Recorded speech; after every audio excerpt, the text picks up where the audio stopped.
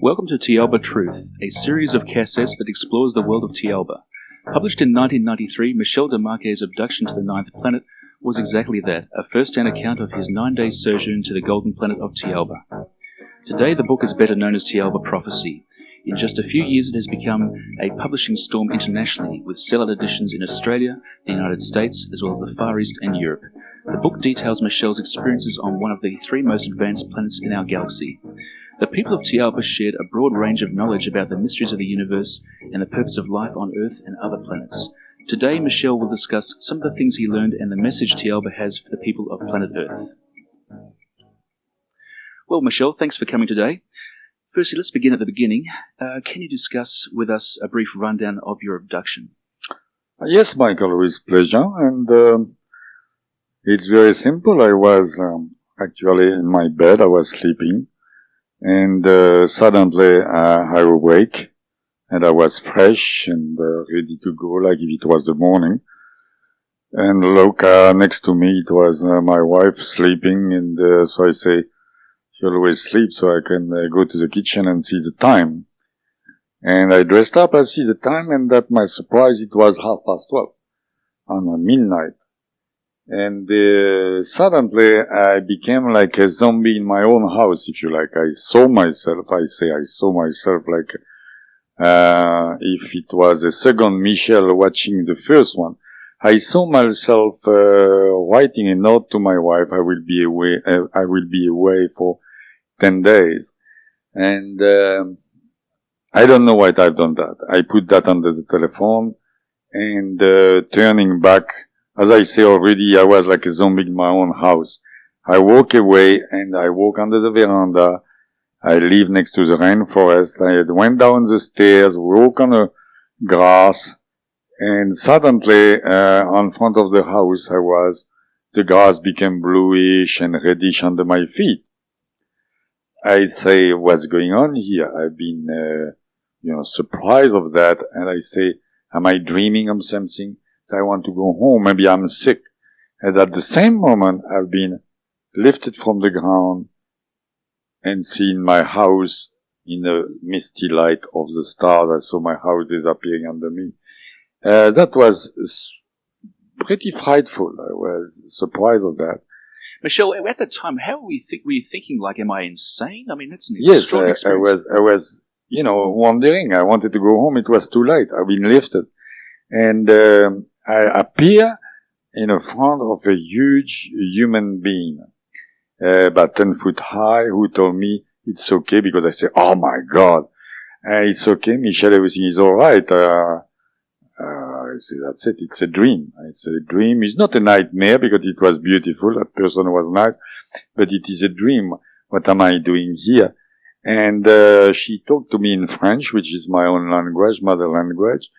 And if you read the beginning of the book, I report that because it was so funny, so stupid. It sounded like a dream. I say, why, what are you doing next to my house? She said, we are not. We are in a parallel universe. And why are you talking French to me? We are in Australia. We speak English. She answered to me, yes, so do I, in English. I say, that's it. It's a stupid dream. I'm going to be on the carpet, and it's a nightmare, falling off my bed, dropping on the carpet like it's happened in a dream. And she laughed and she said, no, it's okay. We came to take you for a journey which nobody's done, at least in this century. You have to remember that, Plaita, because that is very important. Actually, sorry to interrupt, Michel. With this 10-foot being you mentioned, did she actually speak with her mouth or telepathically? No. She spoke with her mouth at that time. Okay. Oh, yeah. She was speaking with her mouth. They can be telepath, but we'll see that later. Mm-hmm. So she said to me, we are going to take you. I say, what do you mean? What do you want to do? And we have a sort of argument there. Now I have to explain to you something. To you. When we were there, the parallel universe, many people don't understand what's going on here. I am next to the house, I am in a garden, and suddenly I am up there talking with a human being, and the person who translates my book told me, Michel, you should erase that of the first chapter because nobody is going to understand what suddenly you are somewhere else. And I say, I can't. It's forbidden to me to take that from any word, from any things I saw. I have to report everything as that did happen at that time. So I can't take that off. So I like to explain that in my lecture also, what was happening at that time, because it's a bit bizarre. I was in my garden, suddenly I was in another universe. I'm going to tell you about the parallel universe. That's what we call a parallel universe. What is a parallel universe? Okay, everybody heard about the Bermuda Triangle. The Bermuda Triangle is the place where ships disappear, people disappear, etc. Around the planet, we have a parallel universe like all around the planet, like if I have a blackboard, I can show you on a blackboard, but imagine a big halo around the planet. So that halo, same time, touch our universe, and that's what's happened in a Bermuda Triangle. The parallel universe touching our universe, and so, at the same time it touching. If a boat, a ship, people, anything passing there can disappear and be sucked in the parallel universe. So in this case, these people from Thiaoouba actually created their own parallel universe, their own Bermuda Triangle. No, they created their own mini Bermuda Triangle on the top of my house. That's the description of it. They created a sort of Bermuda Triangle because it's a place where you can, a warp, if you like. In that warp, they pass me in a parallel universe, and they pass their spacecraft in a parallel universe. Yep. Michel, from the outside, if somebody was, say, one street away, would they have actually seen the spacecraft? No, for that they've done it. So it's even a radar absolutely can't detect them because they are in a different dimension. Right. For that they've done that. So they passed me there. I saw different people there walking from the last century. I said, what are those people? And she explained to me the time was absolutely stopped on that parallel universe. If I was staying there for 100 years, I would, if I could get out of it, I could be exactly the same age I was at that time. Okay. Just to move on there, Michel. Just thinking about the spacecraft, I mean, there's been, as you know, over the last 50 years, there's been a lot of not research, but certainly descriptions made of various spacecraft, from cigar shape to flying saucer shape, hence the term. Yeah. Can you describe in brief terms what the spacecraft looked like from the inside as well as the outside? So I was very, very surprised because when they told me, I could understand, first of all, as I said before, I thought it was a dream. And steady, I understood it was not a dream. So I was very, very surprised to see suddenly a spacecraft. They tell me, we came to pick you up. And I say, those things happen, you read it on a paper. I'm going to be abducted. I can't see my family again, etc. At that time, I should understand they were extraordinary people, because Tao, which is that extraterrestrial who took me with her, read in my mind and said, Michel, don't worry, in a few days you came back with your family. I should understand it was very, very extraordinary people to read like that in my mind. Now you ask me about the spacecraft. She said, they are waiting for us. I say, who are they? And we walk about 100 meters on that universe and misty light. And I saw levitating about 10 meters over the ground a huge sphere. The description is exactly a sphere, gray, bluish, and shimmering a bit, with no LiDAR. I'm sorry for people who like science fiction.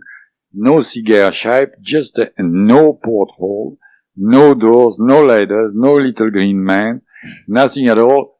It was just levitating there. So, Tao, you have to remember the name is Thao, we pronounce Tao. Mm-hmm. And, she took me by the shoulder because she's immense, she's very big. She's 10 feet high. It was easy for her to take me by the shoulder and push me under the spacecraft.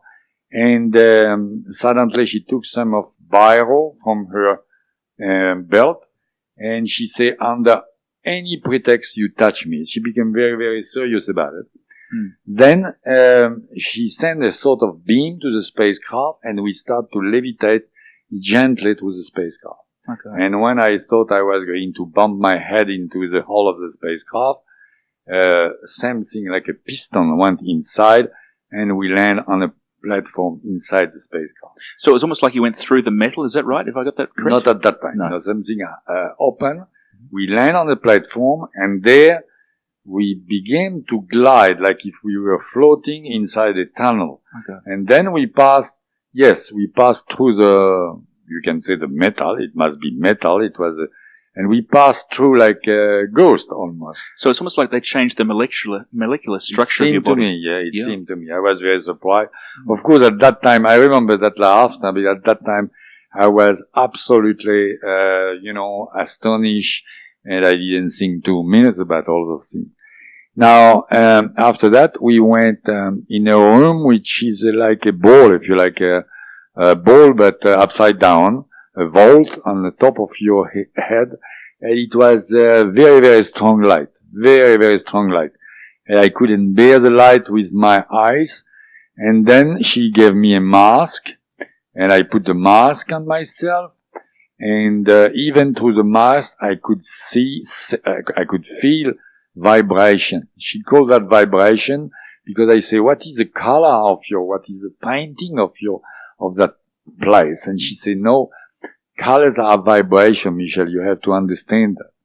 Then, it was a special light they put, and she gave me a sort of, we can call a medication or a drug to clean myself. Also those lights were more to kill many dangerous bacteria as an earthly person I had on myself. So they give me a drug to completely clean it. Also the color was cleaning me completely, and I had to lie in a sort of box. And from that box, after a while, they took the mask off when the color disappeared, and I could I call that a sort of coffin, that box. And she was lying there next to me too.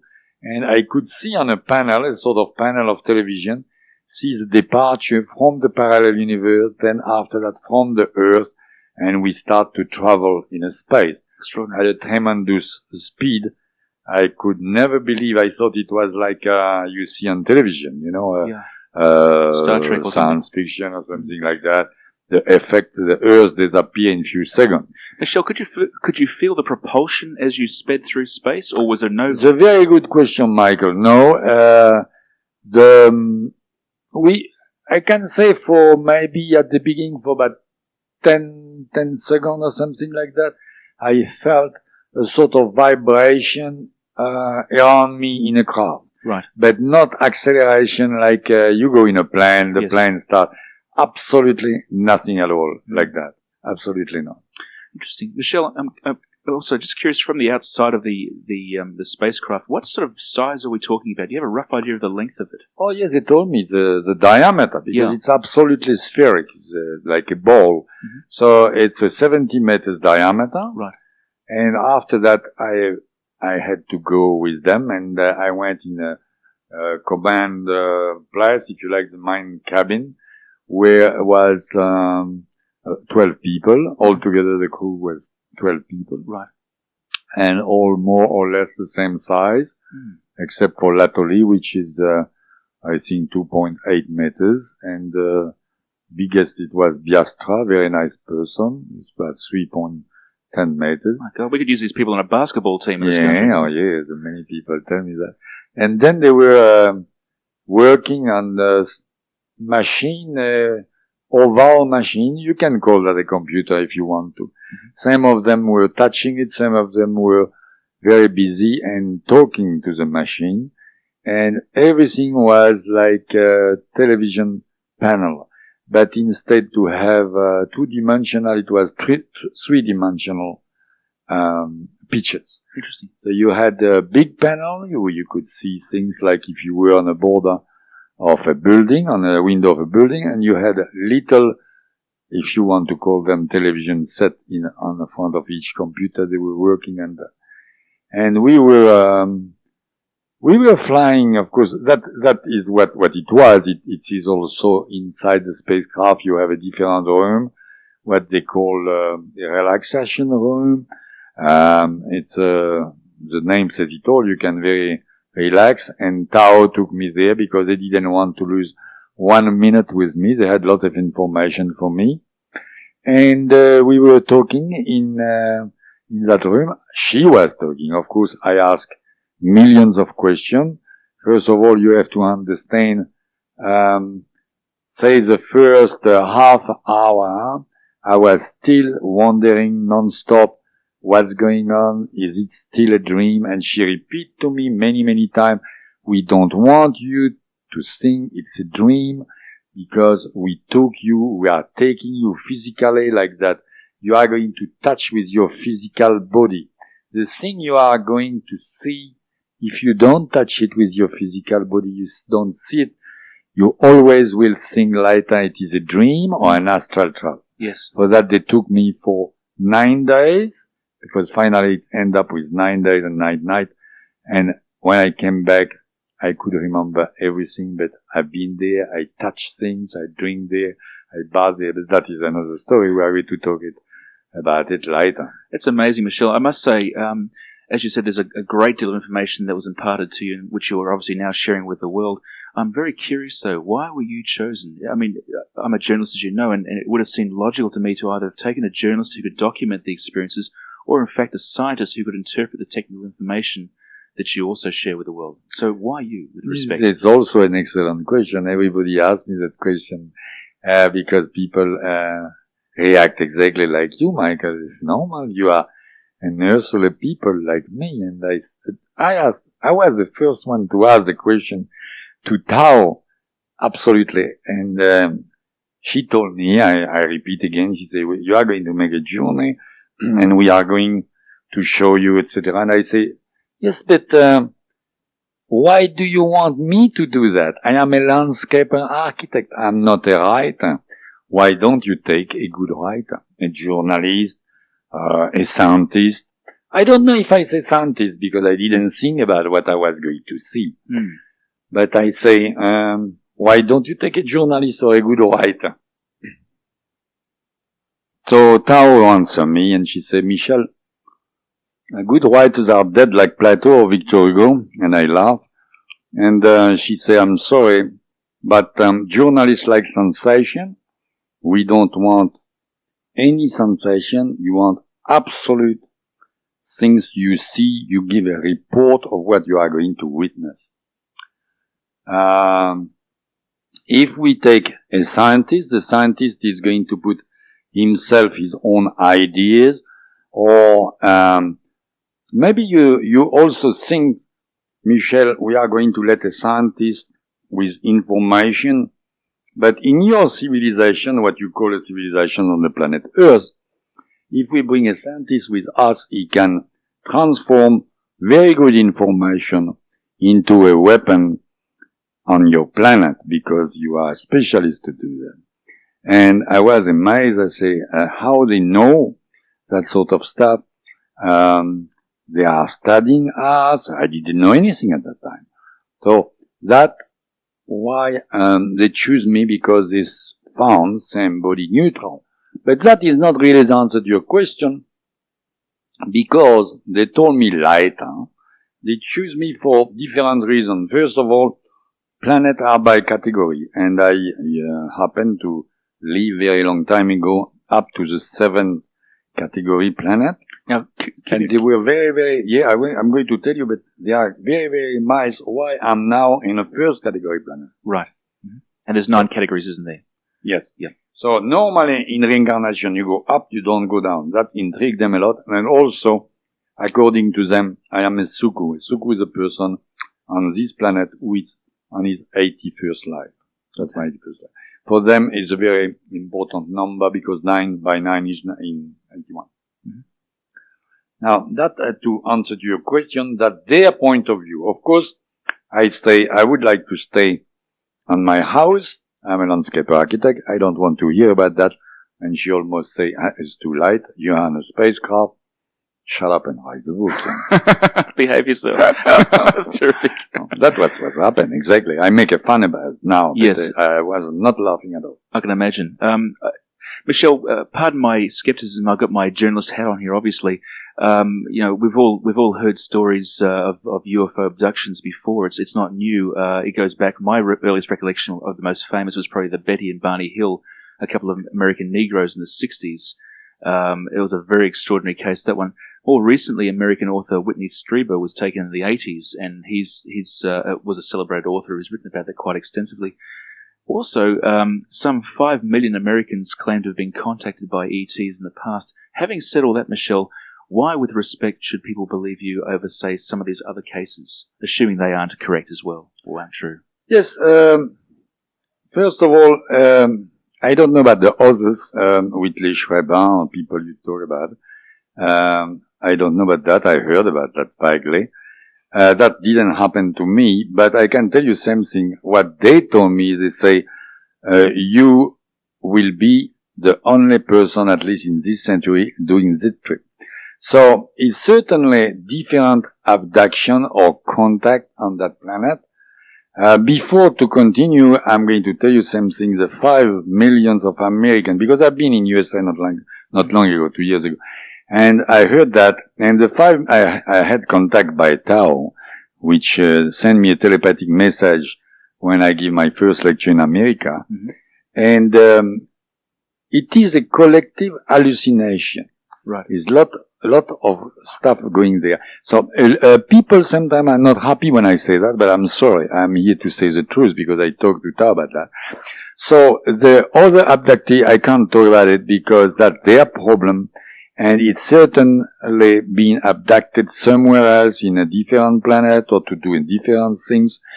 But those people from Thiaoouba are one of the 3 planets in our galaxy who are in charge to give a push when you need it. Mm-hmm. We needed a push a long time ago, maybe 2,000 years ago. They give a push each time. They don't do the homework for it, but they give a push. So those people in that case, when they took me, it was for a certain reason to make me witness and give me information. Very, very, very important information. For that they abducted me. When Tao say you will be abducted, you are one in this century, at least it was a good reason, because a friend of mine, when he read my book, bought me the Book of Enoch. Mm-hmm. I didn't know why he gave me that. You should buy the Book of Enoch and read it. Mm-hmm. And it was very interesting. I read the Book of Enoch, and I say, oh my God, I understand why. Because Enoch, on his own language, explained exactly where I went. The Crystal Palace, he called that angel. On that language, biblical language, he explained, and I bet, I'm almost sure, Enoch, long time ago, been abducted on the same planet. Very long time ago. Interesting.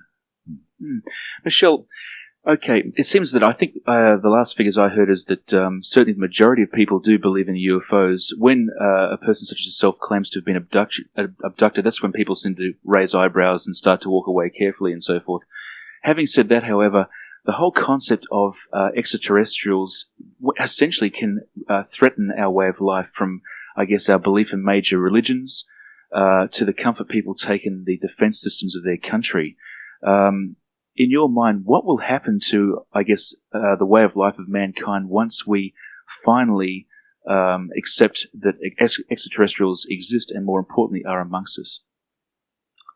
That depends, because it depends. The truth, first of all, many people think extraterrestrial is going to invade us, invade the planet Earth. First of all, you don't invade a planet like that, because it's a natural law through the universe. And if you change a category of planet, you can have a big problem, like I explained for the Jewish in my book. But it is extraterrestrial, time to time, coming on Earth for different reasons, also to observe us. Some of them, like those ones, to help us, and many times to observe. And those people are not going. It's not a danger of any invasion.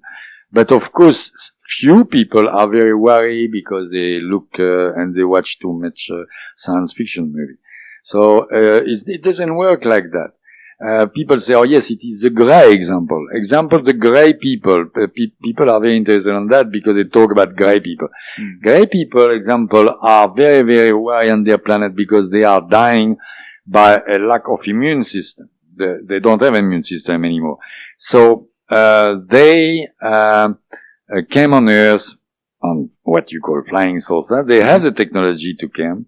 And then they implant few people on Earth, and 5 million Americans think they've been implanted, example, abducted.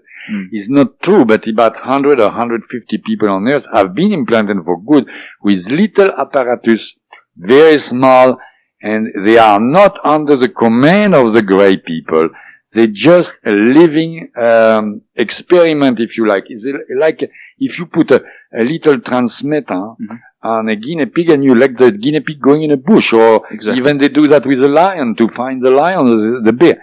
And they're doing that because they are very interested on us about the immune system, because us, with the radioactivity since 1948, we are losing our immune system, and they want to know how we cope with that, how we are going to cope with that, and they are studying few of us, those people, because of that, because of their complete lack of immune system. They are interested in that.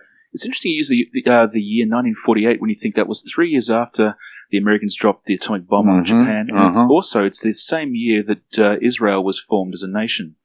Is there any sort of, is that just a pure coincidence? No, it's a pure coincidence. Okay. And also, it took time about the really radioactivity around the planet because the nuclear test everywhere, etc. Yeah, in fact, it's worse and worse. Yes, you were talking before about television and movies and so forth, and you're quite right. It's certainly since the 50s. It seems that humanity has had a fascination with flying saucers, and the media certainly has hyped that up. Even today, we've got top-rating shows like The X-Files, and we've got, it seems every year there's a new rash of sci-fi movies out, there's Star Trek and so forth. At the end of the day, Michel, do you think this is just all Hollywood hype, or is it possible that governments, some of the insiders around the world, are actually implanting or suggesting all this information regarding extraterrestrials so that the general population get used to the idea of a close encounter in the years to come?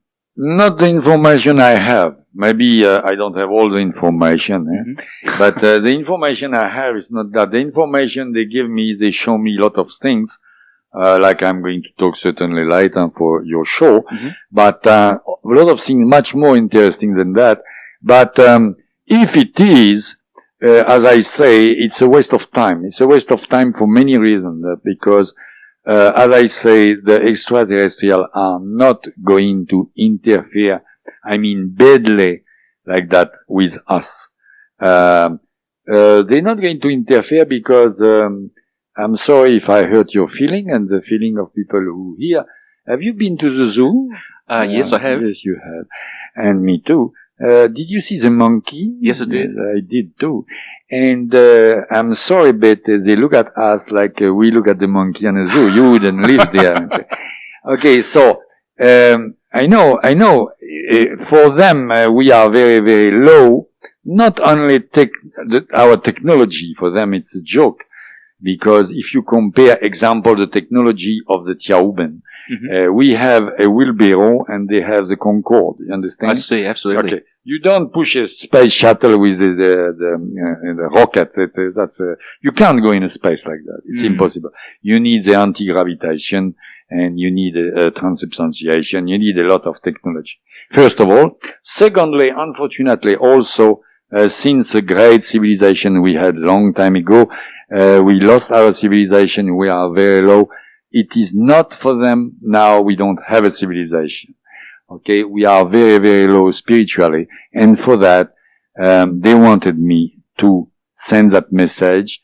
Just an ordinary person like me, but certainly they knew also, because they studied me before, they knew also I'm very persistent, very, very persistent. You can't stop me. I will always say what I have to say. Well, they chose the right person by the sound of it, Michel. Thank you. For sure. You mentioned earlier that I think you said about every 100 years they take a person and share knowledge.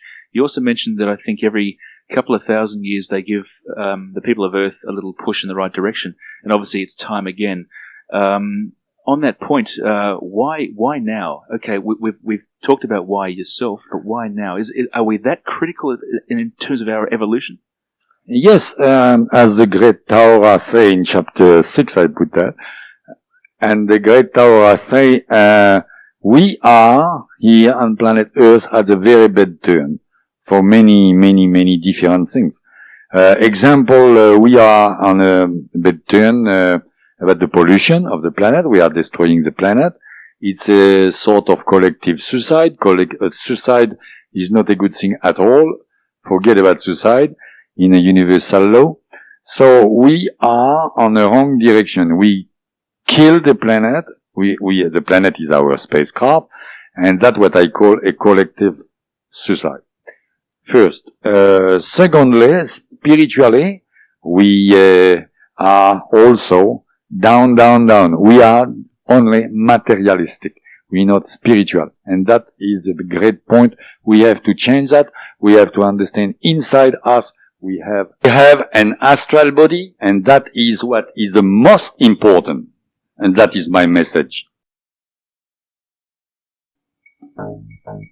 We continue our series of Thiaoouba Truth Tapes by examining some of the major mysteries of life which have plagued mankind since the beginning of our time. Firstly, Michel, you say that planet Earth has been inhabited by humans for around 1.3 million years, which far exceeds the best estimates of today's archaeologists. You also say that the people of Thiaoouba have been observing our evolution throughout time. Why have they become our guardian? As they explained to me when I was on the planet there, I met the great masters, and they explained to me they were one of the 3 planets who are in charge. They have their role is to help all the planets in the universe, in a galaxy, to start with the galaxy. And I didn't understand at that time what they meant, but now I understand. So it's 3 different planets like them, and they look after us very closely, as you just say, that they look after us. It is their role. The role is everybody has a role. As they say to me, even a worms in a soil has a role, the role to improve the soil. So their role is to help time to time.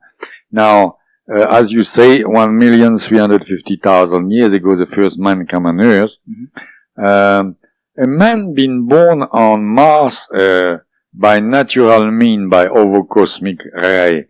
But the man on Earth never been, like we say with Adam and Eve and stuff like that. So never created. He didn't know. The man on Earth came on Earth at that time, very evolved from another planet, and that planet was cooling down. A planet of our category, the first category. We'll talk about that maybe later. Mm-hmm. And they came from a planet named Baccaratini, which was dying. Cooling down, and they had to evacuate. And they came with 2 rice. The first rice was the black rice, and also the yellow rice. And they came the first black rice in Australia, and after that they went more, and in Africa, Papua New Guinea, different, but that is another story. And the yellow rice, and if you like, our Aborigines are the ancestor. The ancestor of Aborigines were from Baccaratini. That's what's happened at the beginning. That's amazing, Michel. Then later you had also different people who came from another planet where I went when we passed with the spacecraft, if you read my book. Mm-hmm. And those people were the ancestor of the Polynesian now. My God. And that was a very, very great civilization on the middle of the Pacific, in a continent which named Mu. But I see you have maybe another question to ask me before. You must be psychic, Michel. How amazing. What I was going to just say, just returning to the people of Thiaoouba, you mentioned that they are our guardian. They're here to give us a little push, as you said on the earlier tape. Is that actually part of their evolution, to actually assist us as teachers? Yes, it is, yeah. It's a part of the game, if you like. So it's fair to say that they have lessons to learn just like we do on Category 1? Yes, a different lesson. They are very, very evolved. Great. Their environment is different. They don't have our harsh environment. That's what I call category of planet, different environment. They don't have all the problem we have here. Right. But, they are very, very evolved spiritually. Absolutely on the top of the ladder. Those great Tauri, I saw the Tauri are the master of the planet. I saw them in front of me, and I had to, open my eyes and say, am I dreaming or what? Because they were becoming invisible in front of me for the simple reason they had a problem to keep their physical body around their astral body. That, of course, it's a very difficult to explain that in a few seconds, but when you know you have an astral body and also a physical body, everybody sees a physical body, but the astral body nobody knows, and that's what some people call the soul. And they say it's a spirit, it's nothing, etc., etc. It is not at all nothing. We know spirit. I have a news for you, and I explain that in my book. Each of us with our astral body is made of more than 4 billion trillions of electrons. That, of course, a long time ago, the religions were saying we have a soul, etc. They couldn't explain what it was an electron. But now you know what is an electron because you got the television. Interesting. Yeah, exactly. We now live in an electronic age, as you say. That's right. Just returning to, we'll talk about electrons a little later in the program. Just thinking, you've mentioned earlier about the Baccaratinians who first came to this planet, and you mentioned that they were what we now know as Aborigines, today's Aborigines. I'm curious, having read your book, you mentioned also about the people from the continent of Mu, which I believe was around maybe 650,000 years ago. Yeah? Not bad for... yes, but they disappeared 14,500 years ago. Right. Well, that was a catastrophe. It seems that there's been many advanced civilizations far exceeding our own. You mentioned in your book various things like they had anti-gravitational devices, they had superior spacecraft. Having said that, why is there no physical evidence unearthed at this time in our evolution? I mean, for example, we have archaeological digs happening all the time. They've unearthed Pompeii and other civilizations. There's talk of where Atlantis may be in some... Yeah, that was little civilization. And Atlantis, very soon, if you didn't find yet, we are going to find, example, a great pyramid in Atlantis, because those people built the pyramid on Mu. That pyramid has a very, very special role. I explain in few words the role of the pyramid.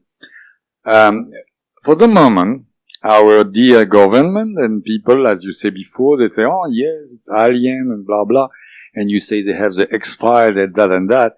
But many people deny, they even laugh at you if you talk about UFO and extraterrestrial. Now, it's very funny, the scientists, the government helping the scientists, send messages, radio messages through the space. You know that? Yes, of course. And say, hello, how are you? We are on Earth. What they do that?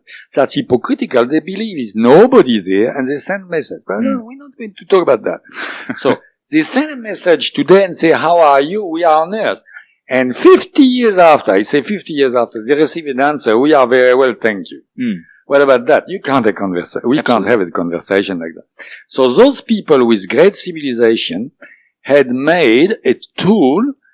Example, the Great Pyramid of Egypt is a replica of the Pyramid of Atlantis, the Pyramid of Mu. I explain. What is the fastest way to communicate after the light? Because when I say hello, how are you? Your radio message go at 300 and something thousand kilometers per second, but it's still not fast enough. So you receive the answer 50 years ago or 10 years, etc. Now, the speed of thoughts are faster. So they build a pyramid, and they had the knowledge to do that, a great knowledge.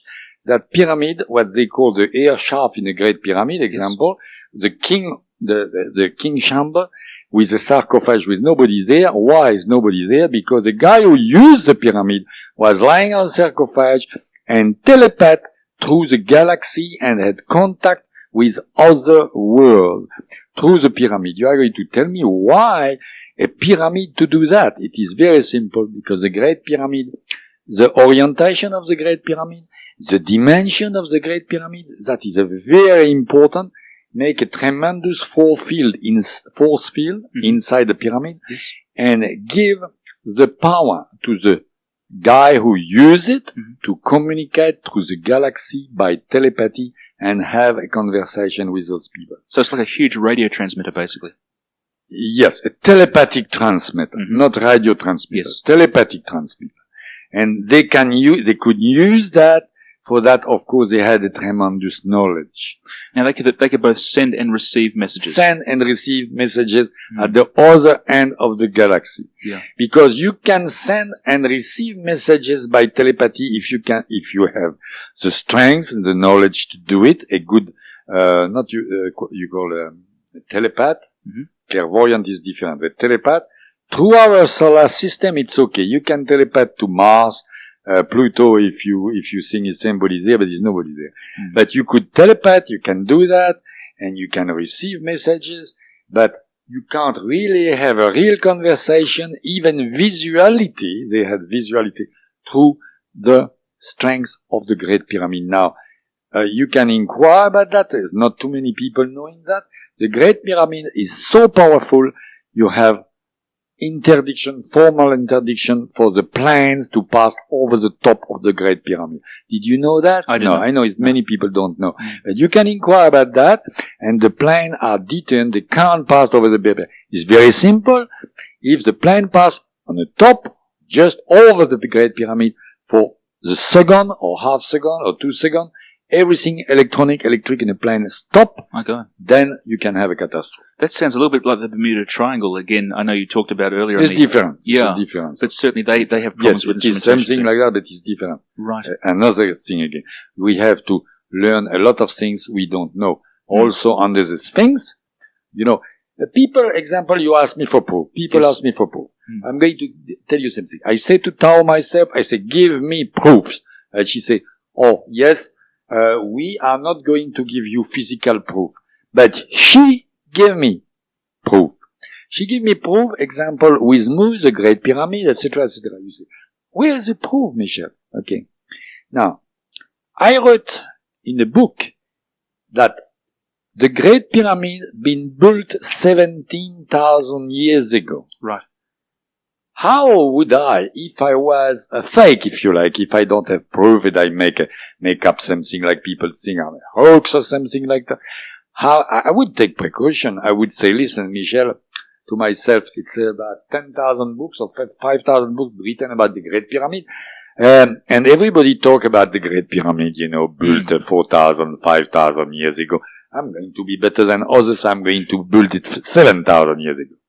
Why did I put 17,000 years ago? It seemed ridiculous, and I'm in a big mistake. If you look and read the book, archaeologists, you have to follow to do something like that. No, because I had information. Now, the proof are archaeologists, great people, scientists, they just dug not very long ago, and they make studies, and they found out the Sphinx had erosion, and the Sphinx is maybe, they say, more than 12,500 years ago. Oh, that's very funny.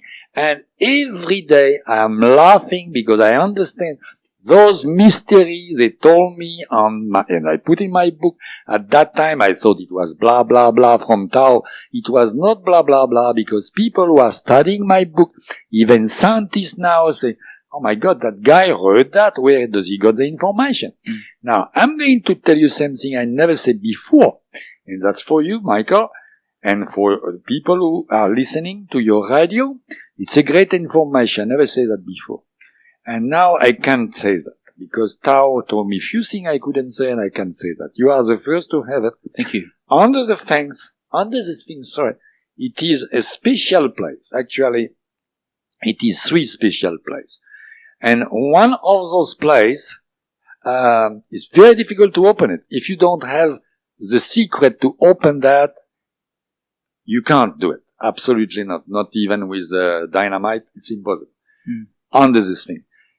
Those places have information to help us technologically, to help to advance technologically our so-called civilization. They are under the Sphinx. But those information, if they are revealed now, it's going to be a catastrophe because, as I say before, we are like monkeys. Each time somebody came with a new idea, it's always a guy out there in army, in a government, for money purposes, who transform it as a weapon. Such as the splitting of the atom. Yes, we are not ready for that. When we will be ready, it can be in 10 years, 100, 1,000, I don't know. It's up to us. They will permit to open that. The secret will be revealed. Now, to open it, because it's impossible to open it. That, if it's in 10 years, everybody is going to say, oh, Michel was right. But, I don't know. We have to conduct ourselves, because it would be exactly to give a machine gun to a kid of 3 years old. Would you give a machine gun with the bullet ready to shoot and a hand grenade to a kid of 3 years old on the middle of a room? No, you're not crazy. You say he's going to kill everybody. And that's why they worried. You mentioned there are three, I think you said there were 3 rooms. Without betraying your confidences, can you share, can you give us any more information about what's in these rooms? No. No? Okay. No. I thought I'd try. Okay, because even the information of what is in the room, I won't tell you. Okay? No, fair comment. Even if I know it, maybe I don't know it. Yes. No, I understand. That's okay. It was worth a try. Michel, speaking about, you've shared some evidence there. You mentioned also about the continent of Mu. We've talked about that very briefly. From reading your book, I understand that the Easter Island that still exists, and there are these huge statues on there, and my understanding is that there's no reasonable explanation how they got there, who constructed them. Yeah, that very good. It's another, if you like, information they give me as a proof, always as a proof. I heard, it's a shame, Commandant Cousteau died not long ago, but anyway, he still have the bathyscaphe to go down there, and some scientist I hope is going to dig and to dive under next to Easter Island. Yes. Easter Island, what we see is only the 10th of what it was. Okay, I explain because people, I explained that badly. Now I'm going in a radio here. I'm going to explain better. Easter Island for the moment is an island, but it was not an island before. Easter Island was a quarry of the continent of Mu at the very end of southeast of the continent of Mu in the Pacific. A quarry 10 times bigger than the Easter Island is now. Right. Okay. They have statue. They also carry big stone to build the pyramid or to build roads. And they had at that time the knowledge of anti-gravitation, which make floating the stone, if you like. Yes. Which is very interesting. I was reading, by the way, a book not long ago of a guy who wrote that book, I don't know when, in 70. And he says, it's a legend in Pacific. When you ask the people in Pacific or in Peru, and you ask them, who built those monuments? And the legend say, it was God who make floating the stone in the air. And that's a very interesting legend because it was floating. They had the knowledge of moving stone and everything by anti-gravitation. A stone of 10,000, of 1,000 tons can be moved. Okay. Now, same guy, I forgot his name, maybe I didn't forget, but I don't want to upset anybody, went in Easter Island one time and he had a very good theory. He took about 150 guys with a rope and they moved one statue, but the statue was about 3,000 kilo, maybe 6,000 kilos, 6 tons, and he moved the statue and he proved they were moving the statue like that. Unfortunately he's wrong because I would like that guy to move the statue who is over there in a crater, ready to go almost, and is about 200,000 tons, you know. It's an immense statue. And that statue was ready to go. So how you are going to move that? That's only by law of anti-gravitation. They had the knowledge to do that. Now you are going to tell me why statue? It's very simple. Those statue, which by the way is still 7th statue in East Island, and you remember the people of Thiaoouba is the 7th master I saw. It's very coincidental. Yes. Now, those statues are in East Island because the cataclysm at the time they were going to move them. But those statues were made by the artist at that time, because the people of Thiaoouba were very friend with the king of Mu. And they were at that time coming openly, which I wish they would do that now, coming openly in Canberra or Pentagon, and I would look much better. Nobody would doubt of me. Yes. And I said that to Tao. She said, "You're not ready yet." But at that time they came openly. And they were very, very loved by the people of Mu.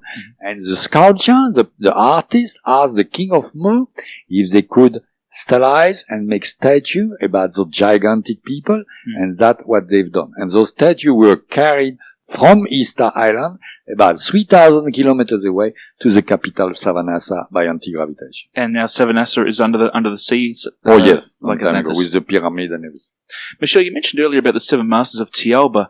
Now, having read your book, it does say in the book that, these Seven Masters commanded you to, that everything you saw, heard, experienced, you must report word for word without any personal comment or change. For that I read the postscript. The postscript is my comment, but the rest I couldn't change anything. Having said that, having read the book, there is an enormous amount of detail. There's references to biblical facts, geological facts, scientific facts, etc., as well as virtually everything you've experienced and felt at the time. How were you able to actually recollect what's such an extraordinary experience over 9 days? Okay. Now, if you go, it's two answers. The first answer, if you go in Paris tomorrow, it's the first time you go and you got a good guide. Are you going to remember maybe all your life you went on the Eiffel Tower, the Arc de Triomphe? Because you saw that with your physical body, you remember that. Even if you are 100 years old, it's easy for you to explain. Yeah. Now, of course, you are going to forget very, very soon. It is, I think, 16,000 or maybe 60,000 rivet for the Eiffel Tower, or Louis XVI is dead at such age, etc. Detail like that you're not going to remember. Yes. Now, in my case, it's a very, very good question. I'm thinking you to ask it. In my case, if you read my book, I say, when the Taoists say, in your planet, that and that and that, he was reading my mind all the time, and I was wondering, how am I going to remember all the detail? And reading my mind, because I didn't have the time even to speak with him, and I didn't want to speak, I was so flabbergasted. So he said to me, "Michel, don't worry, Tao will help you at the right time when you are going to write the book." And when I was writing the book, as I say, I remember everything, but suddenly I said, "Oh my God, what's that?" And I had big blanks, and I had like a voice over my shoulder to help me for detail, and I believe it was Tao who was just next to me in astral, or telepathing me, and tell me all the details. Sometimes during 1 hour I was blank, and another hour I wish to have shorthand possibility to write fast, all the detail, the geologic facts, and how many thousand, how many million of that, etc., came and to help me to write the book correctly. Amazing. I must say, for anyone that's read the book, certainly this is my opinion, I think they would agree that Thiaoouba Prophecy is an inspirational book of our time. It's far from being a book of doom and gloom. However, having said that, though, it appears that unless humanity changes course, our time here is limited. What can we do, Michel, to divert disaster? We have to do all what it is possible, you know. The big problem now, of course, is economy. Everybody talk about economy, about money. Example, we have the possibility of the hydrogen engine. Yes. Which would be cutting 70% of the pollution tomorrow morning. Yes. But the oil company, the big people, money people, they don't want to hear about it. No. And if you got that engine, be very careful, because they would be very upset if you make it in. Nobody wants to stop. People talk about it. The only possibility on that planet now, the last possibility, is like David Suzuki. David Suzuki talked one time on television not long ago, and he said something very, very good. He said, now, the only thing is to do, because everybody talk about pollution and stuff, but nobody do anything about it. The only thing to do is to go in a street, the people, and to force the government to do something about it. But seriously. And that's what I explained when Arki told me also in my book. Arki's from another planet. Yeah. From another planet. Mm-hmm. Also what I explained in a postscript, we have a tremendous possibility, tremendous force, not to go with a sign in the street, not to be violent. Everybody, even a lady of 110 years old or whatever, can do it. You know with what? The possibility of boycotting. Mm-hmm. Boycott is a very, very great strength. Imagine everybody boycott, a magazine, a newspaper tomorrow morning. Mm-hmm. It's finished. In 10 days, the magazine is finished. That's everybody go boycott a supermarket.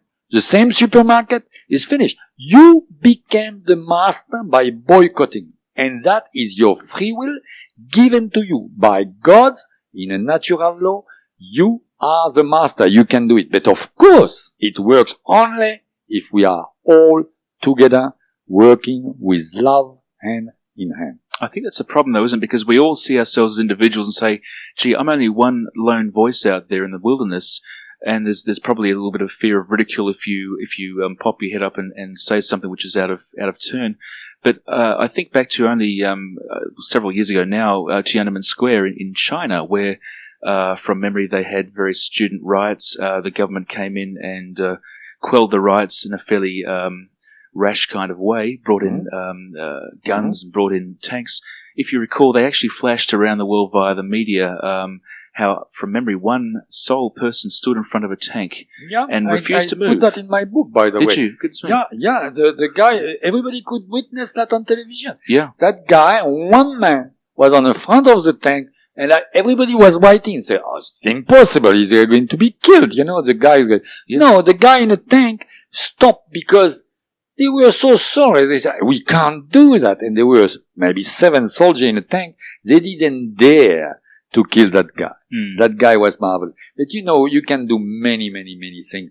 If you take a big example, is Gandhi. Gandhi gives the independence. One man gives independence to his country. He put the English people on the English government on the knee because he told them, example, to boycott, to buy a t-shirt coming from England with the own cotton of India. That's right. And he makes them doing their own t-shirt. On 10 millions or 100 millions of Indian, that makes the economy down, and steady, Gandhi won it, you know? Yeah. I think, in fact, if memory serves, I believe that when they actually gained independence from England, I think the final straw was actually Gandhi, who was maybe in his 70s, going on a hunger strike, and you think it's pretty peaceful. He went in a hunger strike because he didn't want the bloodshed in Calcutta. Yeah. And in Calcutta, Lord Mountbatten, I read that, and Lord Mountbatten wanted to send 50,000 troops in Calcutta. And Gandhi said they are going to be massacred. And Mountbatten said, yes, but I have to. He said, no, don't do it. And he went in hunger strike. And I read that. It was marvelous. The guy said he was dying, absolutely dying. I think it's 40 days. And he was absolutely dying. And they say, please don't die. And the Muslim and the Hindu came in front of his bed, hand in hand. And they say, come on, stop eating, eat. See, look, we touch our hand, we shake hands. He said, yes, but you didn't sign anything. Hurry up. He said, no, I'm not in a hurry. If I die, it doesn't matter. You sign the accordance and everything in front of me, or I don't eat. And he's done it. One man. And he avoided a lot of stuff. Okay. But that good man, they kill him still anyway. Absolutely. Well, it seems like that seems to be the way with respect. We've had some people, I think you mentioned obviously Gandhi in your book. You also mentioned Martin Luther and so forth. It's interesting in more recent times, and actually in Victoria, there's a new Chinese film which is now available in Australia, which was being boycotted by the Chinese. Actually, it's about Tibet, I should say. And it was not coming to this country. The Chinese government had put pressure on Western nations such as Australia that also quelled it in the US. The local Tibetan Buddhists protested by actually going on a hunger strike on the streets of Parliament in Melbourne. This made the front page of newspapers in this state as well as other states in Australia. And surprise, surprise, of course, we are now seeing the film. So, as you say, it's quite correct that we can change opinion very quickly just through peaceful means, which is excellent. Yeah. You don't need the violence. You don't need anything. I explain all that in my book, and you can do that very, very well. Now, the way is, of course, to do it. Talking about it is one thing, but everybody has to join together and do the job. Final question for this tape, Michel. We're running out of time again. It seems so quickly, but if you were able to drill down all the information in Thiaoouba prophecy, what is the single most important message the people of Thiaoouba are trying to share with the world? Also, we didn't really talk yet about it. We are coming from another world, which is an astral world. In religion, they call that paradise or whatever. And their message is to wake up us. As sorry for my English sometimes. Wake us up, yes, I understand. Not my mother tongue. And about who are we inside us, inside the physical body we can see, is an astral body, and I think we will have a big talk about that later. Do you think so? So the bottom line is, it's fair to say that we are a spiritual being having a human experience rather than a human being having a spiritual experience. Yeah. You read my book. Congratulations. Only a couple of times. We continue our series of Thiaoouba Truth, this time exploding myths about man's creation, about the higher self, and the biggest issue of all, who or what is God? Michel, the first two most common theories of man's creation are the Christian belief in Adam and Eve and the Darwin belief in evolution from the apes.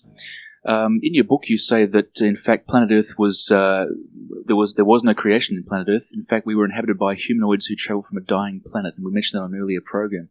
Can you please give us greater detail on Earth and in fact who was the first person to get here, or the first people? Yeah, the first person was Baccaratini, and they came from the planet, as just I say, Baccaratini. That planet was cooling down, and they had 500 years to organize everything and to evacuate most of people on another same category planet. And it was a black race on that planet who had a terrible catastrophe happening on their planet at that time, war, etc. The same rubbish we have a bit. But they came very well out of it, and they had a very good intent. They were very high, evolving very highly. No war anymore. And they get together, the yellow race and the black race. And the black race populate Australia about 1,350,000 years ago. That's what you can call, at that time, the first man on Earth. And the yellow race, which are the Chinese now, where was Burma about at that time. They came with very high technology, very great spacecraft, and they colonized our planet at that time. Okay? Now that's what's happened here. Now, the story of Adam and Eve happened, I don't really talk about it in my book, but if you ask me question, example, Mars had a human people created by ovo cosmic ray, which is, if you like, same thing coming from the creator, which is, you can call it God if you want, you can call it the spirit, you can call it the intelligent. What is it? What is God? Because in religion it's very easy, for that the religion is made, because with primitive people you can't tell them what really is that intelligence in the middle of the universe is an immense electronic mass. And nobody understood at that time what is an electronic mass. But if you make a picture of God, which is a big fellow like a father with a big beard, and say, hello, Michel, if you are a bad boy, you go in hell. So they understand that. Mm-hmm. But before the creation of the universe, if you ask me, that's what those people told me, and they tell me to explain, at the very, very, very beginning, a bit like the Bible say, by the way, it was the Spirit, God, whoever you want to call it, and the Spirit, being a Spirit, couldn't have any sensation at all. Mm-hmm. Excuse me, but he was bored, if you like. He needed a sensation. So with his great intelligence and imagination, he created an instrument, which is a beautiful piece of work. It is our human body. You can't deny it's very, very good, because even with our technology, etc., we can't even do the third of it. Mm-hmm. So the nervous system, etc., you know now. So he created that instrument and say, through that instrument, which we'll call the human body, right, the humanoid form, I will have sensation putting a little part of my immense electronic mass, few electrons, which for it is few, but for us is a lot, because our astral body is made of more than 4 billion trillions of electrons. So he put a tiny part, those electrons, inside our physical body. Of course, how does that work? It works because God doesn't want, he wants sensation, but doesn't want any impurity.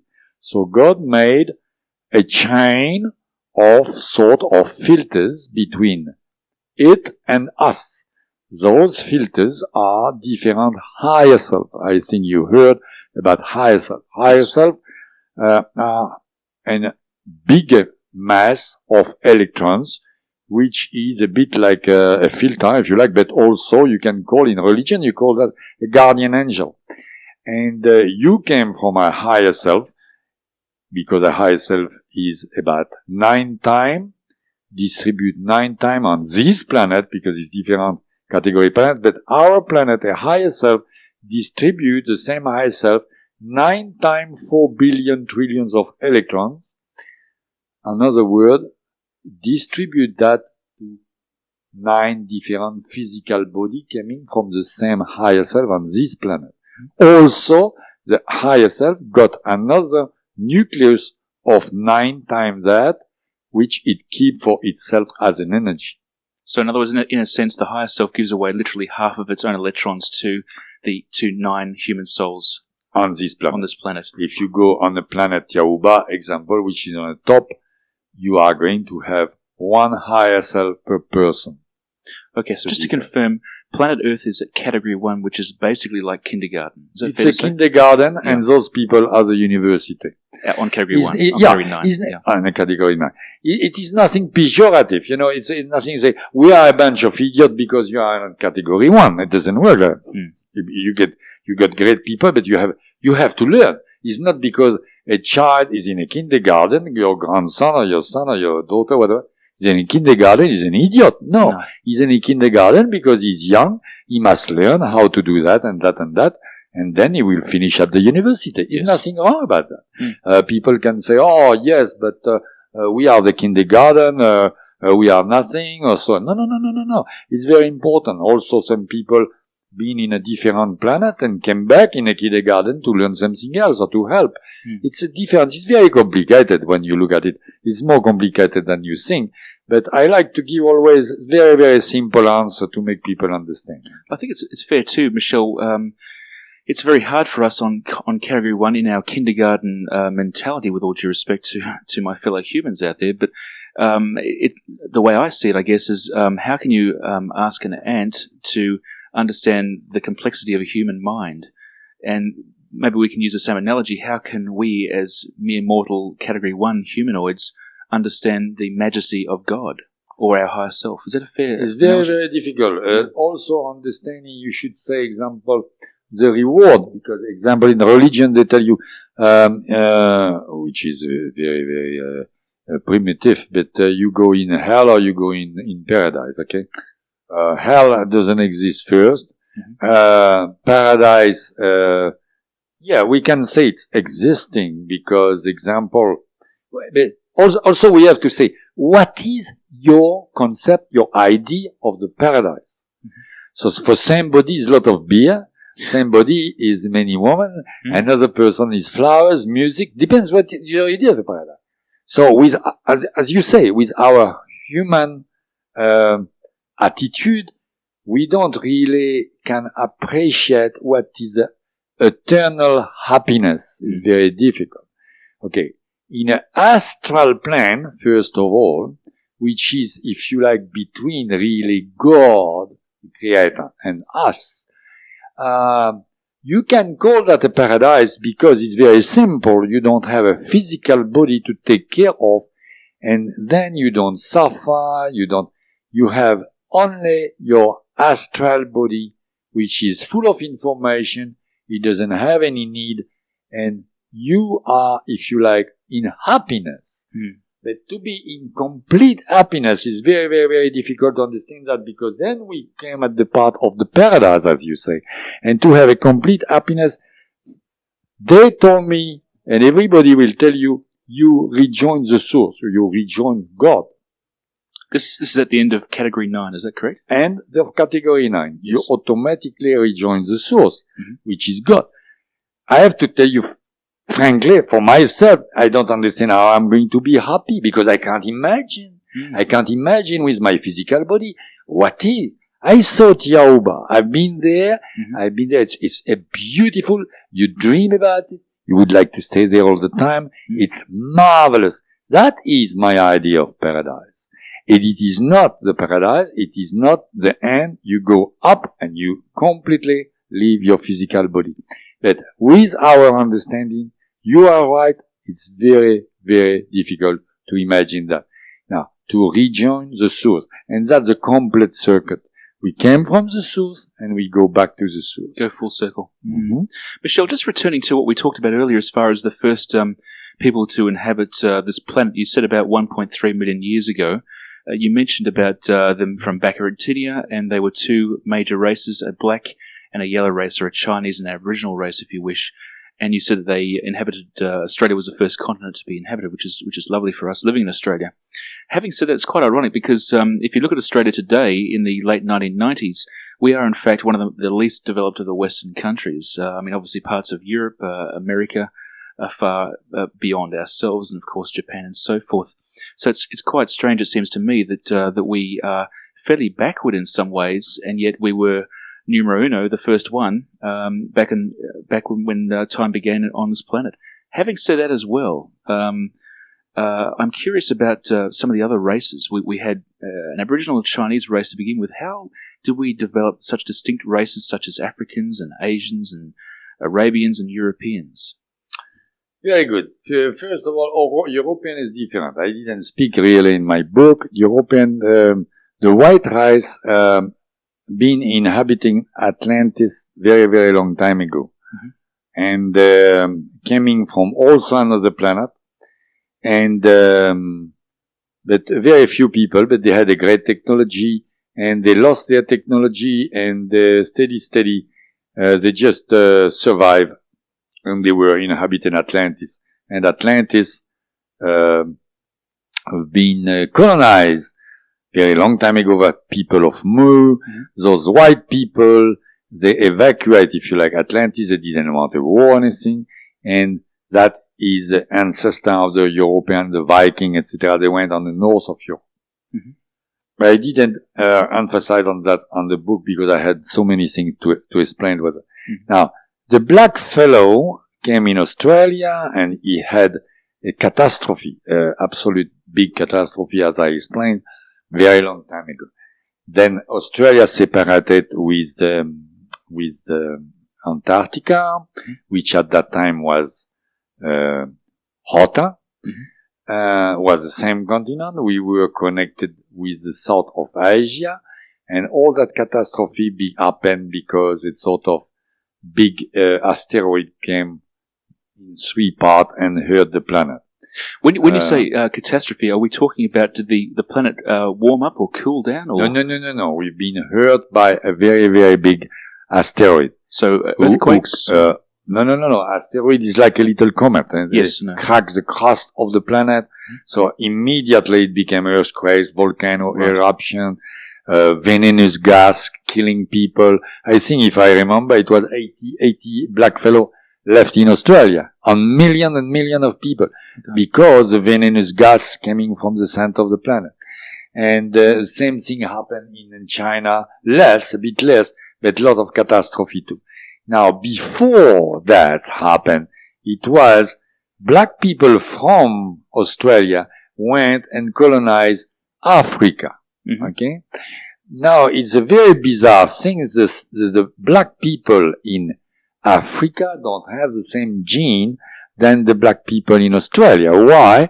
Because black people of Australia, after that catastrophe, had a terrible problem. They had a problem of radiation, first of all, because, as you know, even now you got uranium in Australia, and that being cast, it was terrible radiation in Australia, and that make the difference even of the face of the Aborigines people. Then the few surviving, steady, came back and make the Aboriginal race we know now they had to survive. But the problem with surviving, and as you say, no civilization at all, and we are very low in Australia, it's happened on the planet Earth and in many planets. I always show in my lecture is like a very big W. You got up, and you have the civilization going up and down, a peak and down and up and down, like a W. Okay. Well, that's certainly happened in terms of, like, I guess in our most recent history, the Egyptian and the Roman empires. Yes, and each time.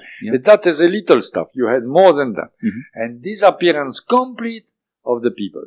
Now, example. We didn't speak about that in my book, but I know very, very long time ago in Africa, you had empires and you had very rich people, etc., and great civilization. And they disappear also, and Africa now is very, very poor. And that's happened very, very often on that planet Earth. You're talking about, example, the technology or the richest of the people, like compare Australia to America or something like that. Mm-hmm. And it is totally normal. It's a part of the W, the peak and down. Right. Actually, I have to, I hope I don't upset you, but I don't agree with you if we are a bit low down, like you say, because maybe we are much evolved spiritually in Australia than other different countries. Yes, I was thinking materialistically. Yes, you think too materialistically. And also the message I bring is a message of remember your spirituality. Now, don't get me wrong, because many people ask me that question, say, okay, Michel, you came with a message, you say the money is not too good. So, do you think we have to stop working, and forget about money? I don't say that, because we use our physical body as like a car, like an instrument ourselves, to have an experiment, to have an experience. We use it. So we are exactly like the astral body is the driver of a car compared to a car. Right. So now, what are you doing when you have a car? You go to the service station, you put petrol in a car. Mm-hmm. Okay. Now, also you like to have a Rolls Royce because it's more comfortable than a little, I don't know, any car or something. Yes. We don't want to upset anybody. So, you want to have a Rolls Royce. It's very good. If you got $10 million in the bank, congratulations, enjoy it. But, I don't say it's bad at all. It's good. You will enjoy it. Mm. But, the problem is, if, with your 10 million or 20 million or whatever you have, you begin to focus non-stop on your money, on your bank account, and that is bad because you forget about your spirituality completely and you focus on your money. Mm. You shouldn't do that. If you focus on that, you can end up at the end of your life to be the richest man or woman in a cemetery and the poorest in reincarnation and reincarnate in about 49 days, which is the shortest way of reincarnation. Mm-hmm. And the trick is in reincarnation is not to reincarnate. It's to learn so much, you don't have to learn anymore. You are able to rejoin the source and that's it. You are, if you like, in eternal satisfaction. Excellent. I've heard it said that reincarnation or life is like a wheel, whereby sometimes you can be a king, and the next life you can actually be a beggar. And in fact, it's been said that you can actually learn more as a beggar in a life than you can as a king sometimes. Yeah. You read my book very well. Just a coincidence.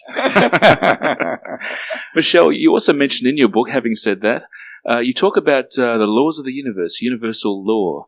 And I'm curious, is there a set of rules to live a life like the Ten Commandments that we can follow? No. Don't get me wrong. I don't talk about universal laws this way. The universal laws, when I speak about universal laws in a book, and mainly when I explain also in my postscript, stuff like that. Mm-hmm. That is very simple, okay? Universal laws are, like you say, the wheel. One time you are up and one time you are down and you learn. Okay, that is a universal law. A good example. Does the river flow from the ocean to the spring, to the source? No. Other way around. It came from the mountain going to the ocean. That is what we call universal law. So it's natural. Yes, natural. You can't go against that. You don't tell me, Michel, I'm sorry, Michel, but the sun turns around the planet. No. It is not that. The planet turns around the sun. Everybody knows that now, and that is a universal law. Now, as you say a few minutes before, by universal law, you want it or not, you are Catholic, Muslim, Hindu, doesn't matter. You believe or not, you are turning like a wheel. One day you can be a prince, you can be a very rich person also, and another time you are a beggar.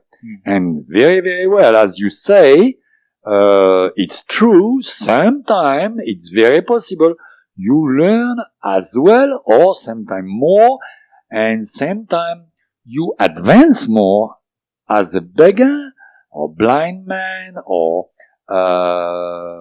paraplegic person, or a dying person, than by be a very powerful, rich prince or politician or whatever.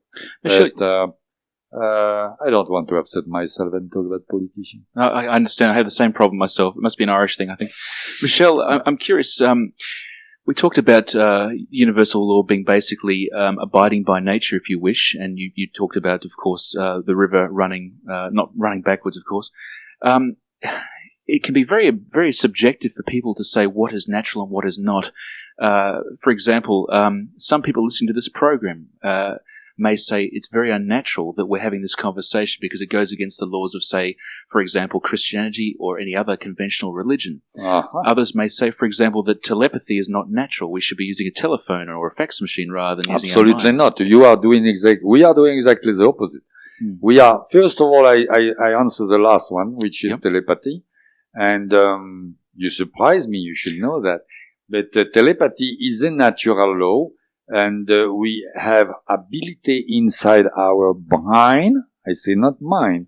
Brain, and of course the mind, but brain, which is a machine, is a computer. Yes. We have the ability to use that. We had the ability, and we lost it by too materialistic ancient civilization, maybe, and way of living, etc.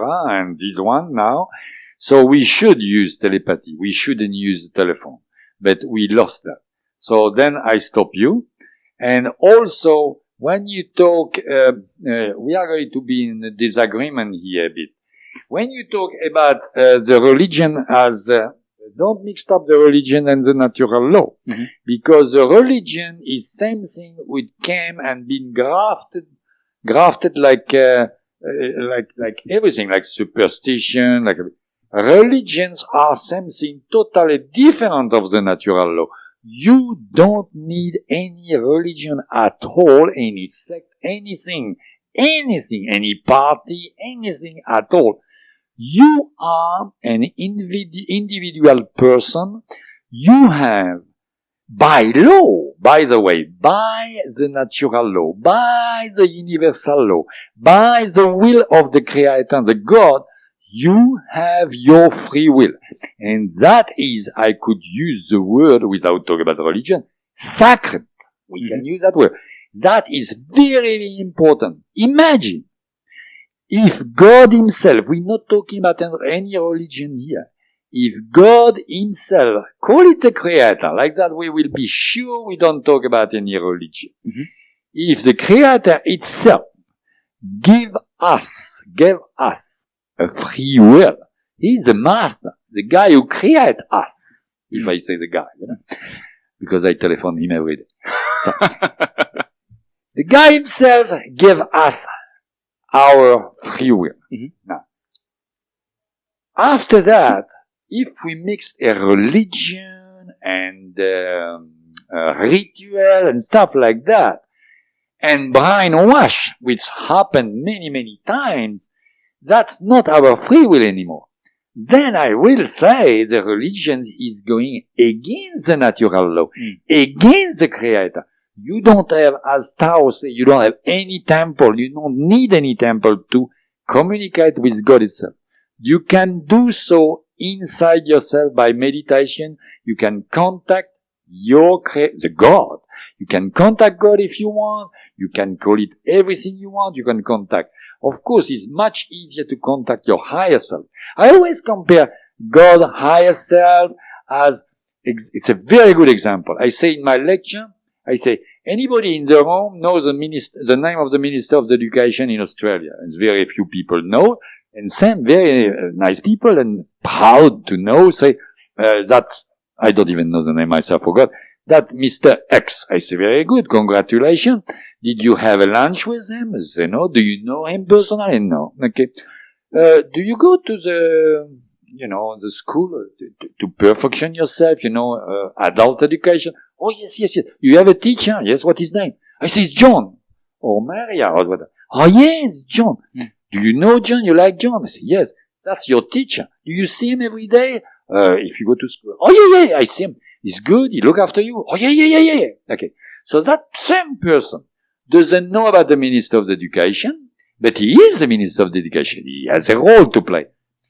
It's exactly like God. Maybe you don't, and I don't blaspheme like people can think, because there's no blasphemy, because no religion here, okay? Sure. So it's by natural law.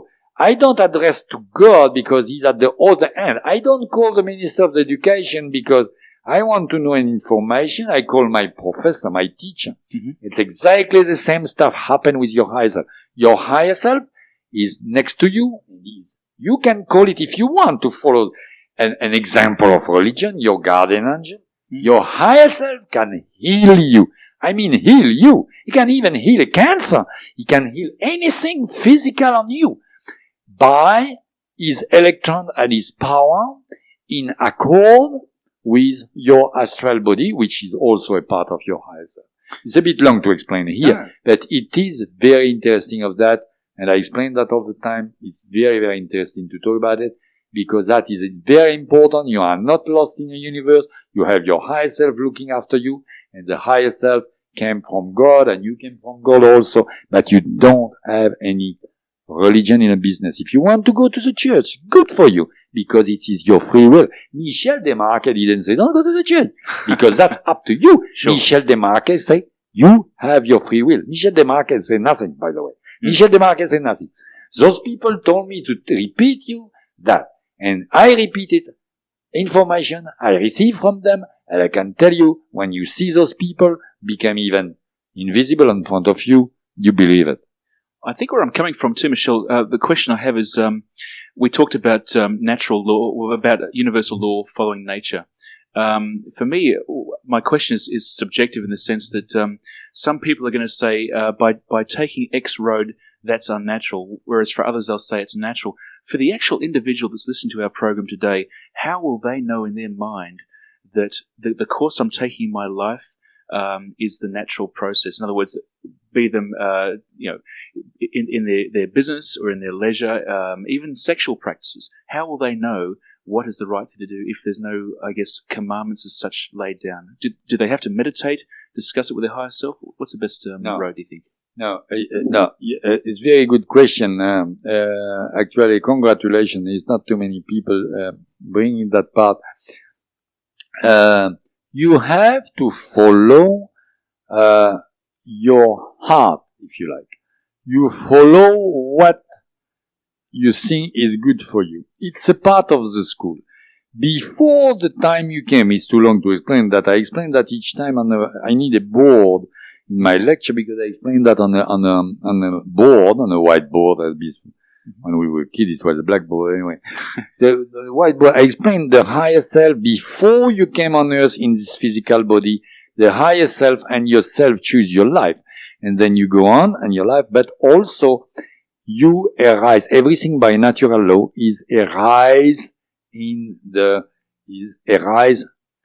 your mind, if you like, in your electrons. You don't remember why you came here to learn what, and that is a difficulty. It would be marvelous if could you remember what I have to do, what is my job to do to learn something. So it's a bit of a random test, if you like.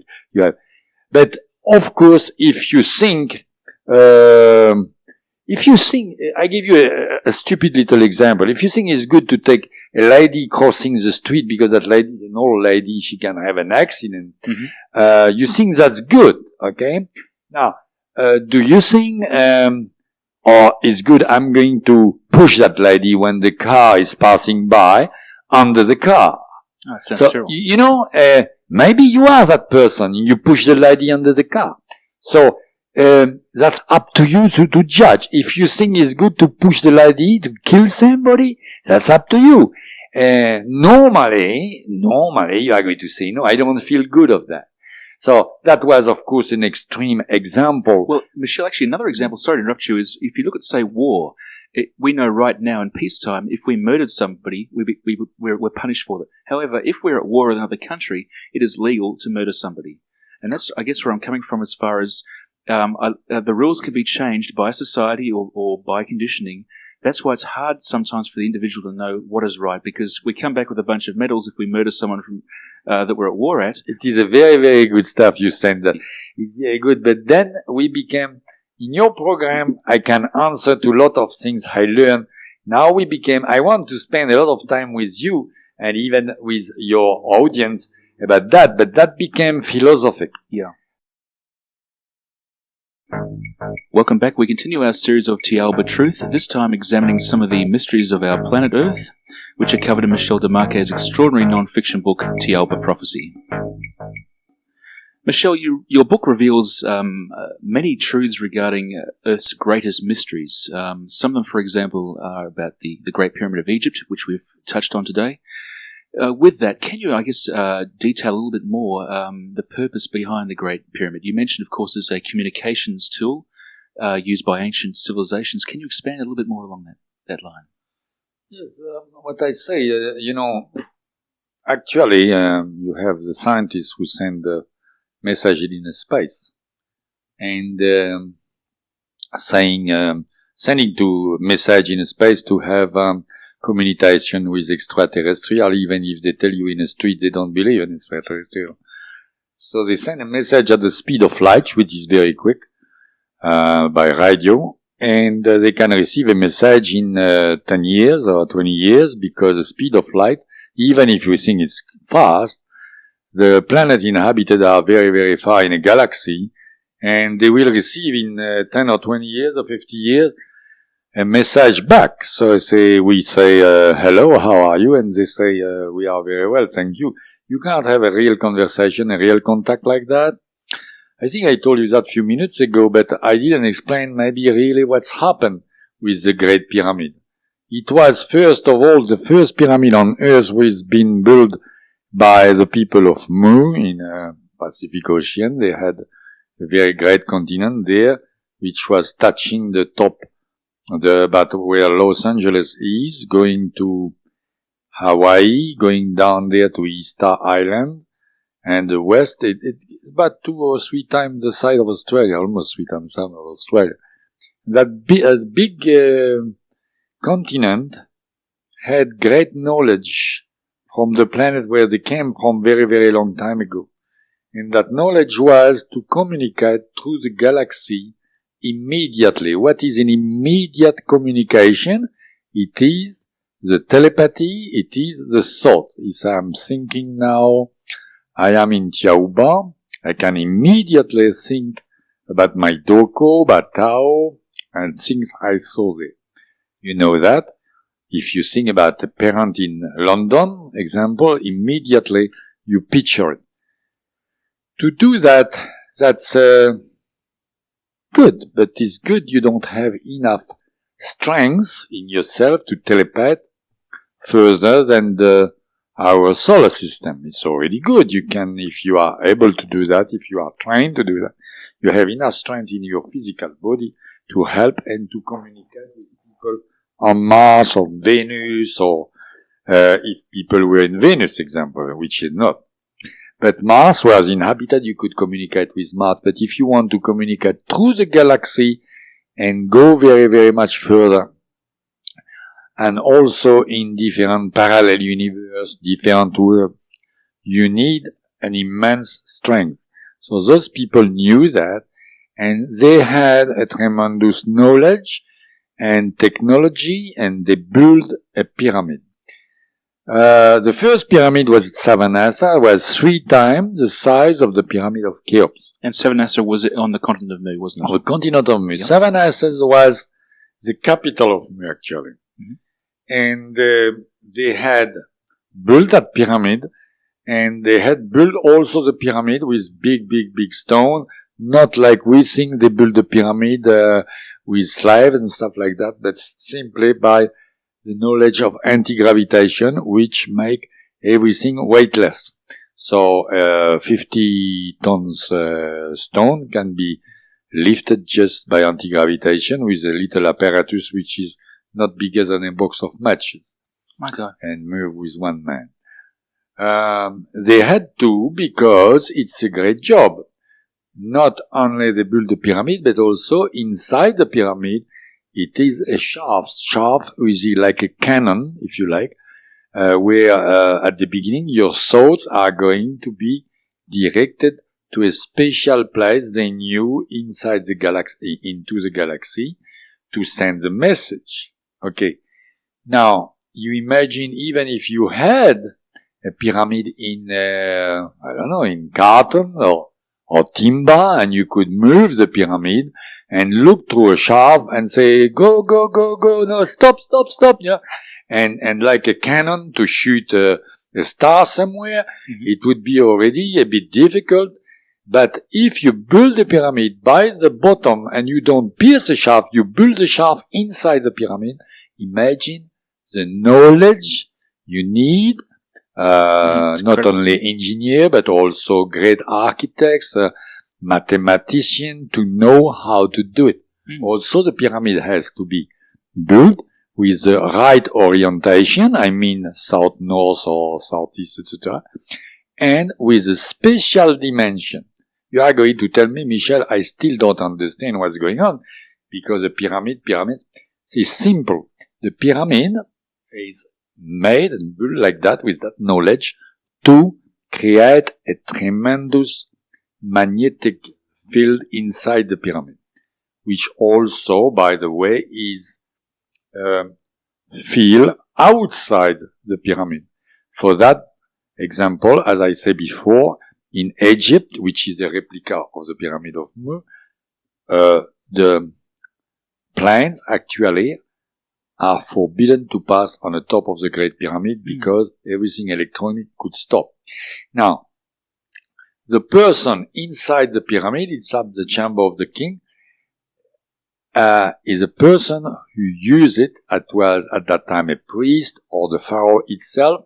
On Mu, it was the king of Mu, or the great master they had, who was using the pyramid because the tremendous force, a magnetic field inside the pyramid gives them, it's difficult to explain to you, but a sort of zero force. The anti-gravity force was zero and gives them a great possibility, a great strength to send thoughts through the galaxy and receive message like a conversation. Mm-hmm. A conversation through the galaxy using the pyramid. Mm-hmm. For that, I call that in my book the pyramid as a cosmic tool. Michel, there's other pyramids, obviously in Egypt. I mean, we're talking about the pyramid of Giza, of Cheops. Mhm. There are other smaller pyramids, and there are also, in fact, I believe, pyramids in other countries such as China. Are all of these also communications devices? No. Many are temples inside. Also, you have a different pyramid in South America. I don't talk about it in my book for the moment. And, but I heard about that and big, by Thiaoubian people. For that, some people discover spheres. I will talk about in my next book about that a bit.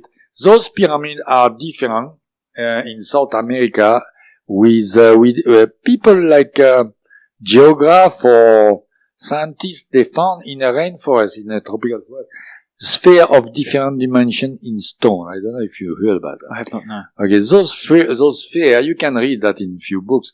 But those spheres, what I learned by the Thiaoubian, were used by certain people not long ago again, by people remnant of great civilization who live in a forest.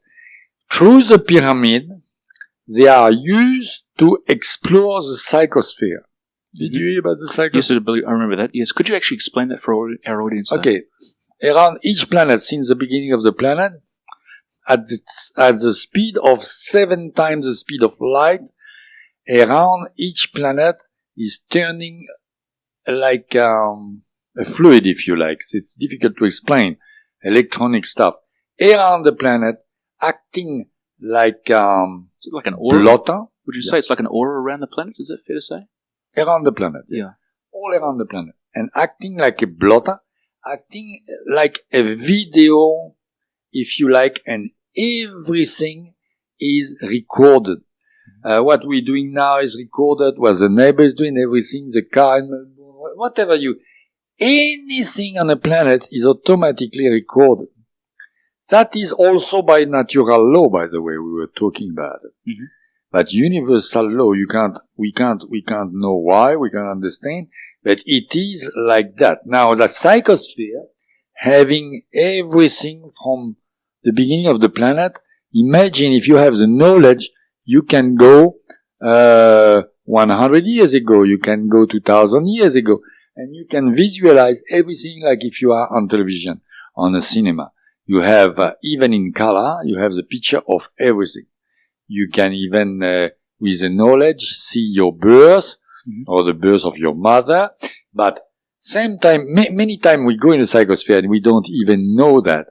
Just before to go to sleep, sometime, the vibrations happen in our mind, in our brain, and we peek in the psychosphere and we can see scenes, and we think we dream, but you can open your eyes. I make the experiment myself. It works very well for me when I'm on a boat, on a sea, and one night out of 2, I make experiment in a psychosphere without any training at all, and I can see monuments or people. Same time I see many hieroglyphics, like letters, and I can't make any sense of it, but they are there, I can see them, and I say, I'm dreaming. No. I open my eyes, I see the porthole of the boat. I'm not dreaming, but I don't move too much because it disappears. And that is speaking in psychosphere. The only problem, I don't know what I see. I see something, but I don't know if it's 10 years ago, 2 days ago, or 1,000 years ago. Michel, is this actually, I guess, a gift, if you wish, that the people of Thiaoouba have given you, or is it something that each of us can develop? Everybody can do that. Right. Oh yeah, many people can do that. They don't even do it purposely. It same time happen. You see the faces, silhouette, and that is speaking in a psychosphere. But of course, the interesting thing is like those people done to me. We went in a psychosphere by will, and we saw examples of disappearance of Mu.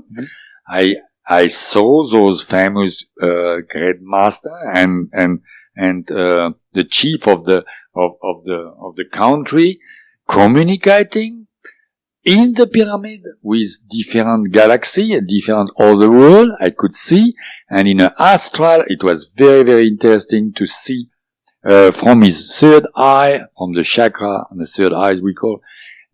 He was communicating, and it was a sort of light smoke, like a cigarette smoke, going through the tunnel inside the pyramid and going very far away in a galaxy.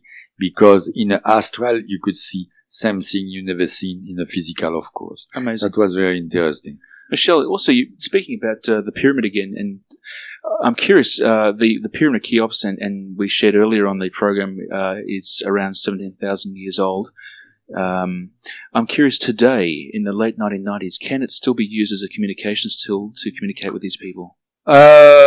Maybe, but it is not sure. For the simple reason, when the pyramid of Cheops had been built a long time ago, the Earth, they built it for many thousand years with the direction of that famous shaft on a special place in a galaxy they were interested to talk and to communicate with those people. But the Earth had a small change since 17,000 years ago. It is possible we can miss that part in a galaxy and maybe don't have the same communication. I didn't ask Tao if we can use it now, but it would be very interesting to have a very great telepath go inside the pyramid and try to communicate with another world. I hope somebody's going to do that. Try. If it doesn't work, it is because the Earth changed, but maybe it can work. Also, what is your next question? I'm curious also about, we also touched on earlier in the program the Bermuda Triangle. You mentioned that it's part of a parallel universe. Essentially, when ships and boats and people disappear into this Bermuda Triangle or parallel universe, essentially, where do they go? Is it to a different dimension? They are on a different vibration, different dimension, and the time stops. The problem is you don't die anymore. You have to have a very strong accident or commit suicide, but committing suicide is very bad. So they are trapped in a parallel universe. That is a sort of curse around this planet. It's not about every planet. It's not all the planets it's happened, but our planet has that terrible things. Same time people came out the parallel universe. And then they are amnesia, or they don't want to talk about it because they say everybody's going to think I'm a cuckoo. So many people don't want to talk about things because they don't dare to talk. By the way, that is also to answer into your question at the first type you have on me. You ask me why those people choose me, and why they didn't choose somebody else. A big part of it, I think also, talking to Tao, it is because I'm a person who is afraid of nothing. You can take a gun, you can kill me straight away, I'm not even going to move, I don't care. I know, because you have to believe me, okay? Sure. I don't believe anymore. I know, because I saw it. So I know I'm going to go in astral straight away. You can kill me, that's your problem. So I'm not scared of anything, and I talk. Now, imagine you go over the fence tomorrow morning and you say to your neighbor, I've been abducted the last week. The neighbor is going to make fun of you. Yes. You're scared of talking about it, okay? I'm not scared of talking about it. Same time, I even feel sorry for the person in front of me who start to smile. I say, okay, you know why I'm feeling sorry for that person? I'm going to tell you that. 150 years ago, in a congress, I didn't hear that from the planet Thiaoouba. You can open a history book here on that planet. 150 years ago, before, it was about that, okay? Before the first train the train, okay? Yes. Woohoo, the train. Okay. The Congress of Scientists, I think it was in America, they have the convention there, they talk, and the guy, very seriously, don't laugh, very seriously. He say, gentlemen, I'm sorry, but I think we are going to make a mistake because if we launch a train, a man in a train, his heart is going to stop at 60 kilometers per hour or is going to be ejected, sucked out of the train. Now, you laugh, you say, come on, even my granddaughter, she's 5 years old, she's going to laugh. It's a good joke. You know? But at that time, the scientists believe it. And they nod their heads, some say no, of course, and we got the train. Some say, no, we can't do that. So now you're talking about Tao coming and pick me up at the transubstantiation, the speed of light. And some people still laugh at it, okay? Exactly like those people were making a big mistake at that time. So I don't care. I talk about it. I don't care. My neighbor look at me sometimes like a cuckoo, but finally he respects. The point is they haven't locked you up yet, Michel. That's the main thing, isn't it? Pardon? They haven't locked you up yet. Not yet, not yet. It's interesting you say that too. You think it's only a few hundred years ago we also believed the Earth was flat. And, it's still people are believing the Earth is flat. Absolutely, quite correct. And if man was meant to fly, quote unquote, he would have had wings and so forth. So it goes on. Michel, we've talked about a range of, so-called mysteries on this planet so far. We talked earlier about the continent of Mu. I'm curious, looking again at the Bermuda Triangle, it's been said that there are, in fact, something like up to a dozen different places on this planet that have a similar problem, if you wish, or a similar experience. Very possible. Yeah. Very possible. There's one, in fact, actually, that's reported off King Island, which is in the Tasman, between Tasmania and the Australian mainland. I believe I recall a RAAF pilot going missing maybe 10, 15 years ago. And so my question to you is, actually, do you know, in fact, if there are other similar, if you wish, Bermuda Triangles or parallel universes on this planet? No, the main one we know. No. The parallel universe is all around the planet. All around the planet, okay. But if you have, like you just say that in Tasman Sea, a pilot disappearing, it is because the parallel universe don't. The most common is in Bermuda Triangle. But the parallel universe is touching our universe like a sheet of linen in a wind, if you like. It's a stupid comparison, but it's a good comparison. And if at that moment the guy passes with his plane, he can disappear. Said he can reappear too, you know. And as I say, he's not going to talk about it or yes or whatever. But if he disappears, he's stuck in a parallel universe because the parallel universe act like that. And same time, at same place, as we say, what we call Bermuda Triangle is just more common than another place, and people talk about it, but it's other place too, yeah, of course. Certainly more than a dozen, maybe. Michel, is it possible that those people that do disappear into this parallel universe, again, Bermuda Triangle, it's said, a lot of people believe that everything happens to us for a reason, call it karma. Is it possible that these people are having a karmic experience? It's part of their karma to actually disappear and spend time here. Everything happening is a karmic experience, okay? Right. Everything happening. But it is, of course, a very, very bad experience. But you have a lot of bad experience. That's up to you. Before you came on Earth, you choose it, you say no, yes or no. But it's a part of the karmic experience. It's a part of the school anyway. So it's very sad sometimes. It's very sad also when you lose somebody you love. Everything is made for a reason and for a learning, okay? But it's not for that we have to say that person is bad or good. That's it.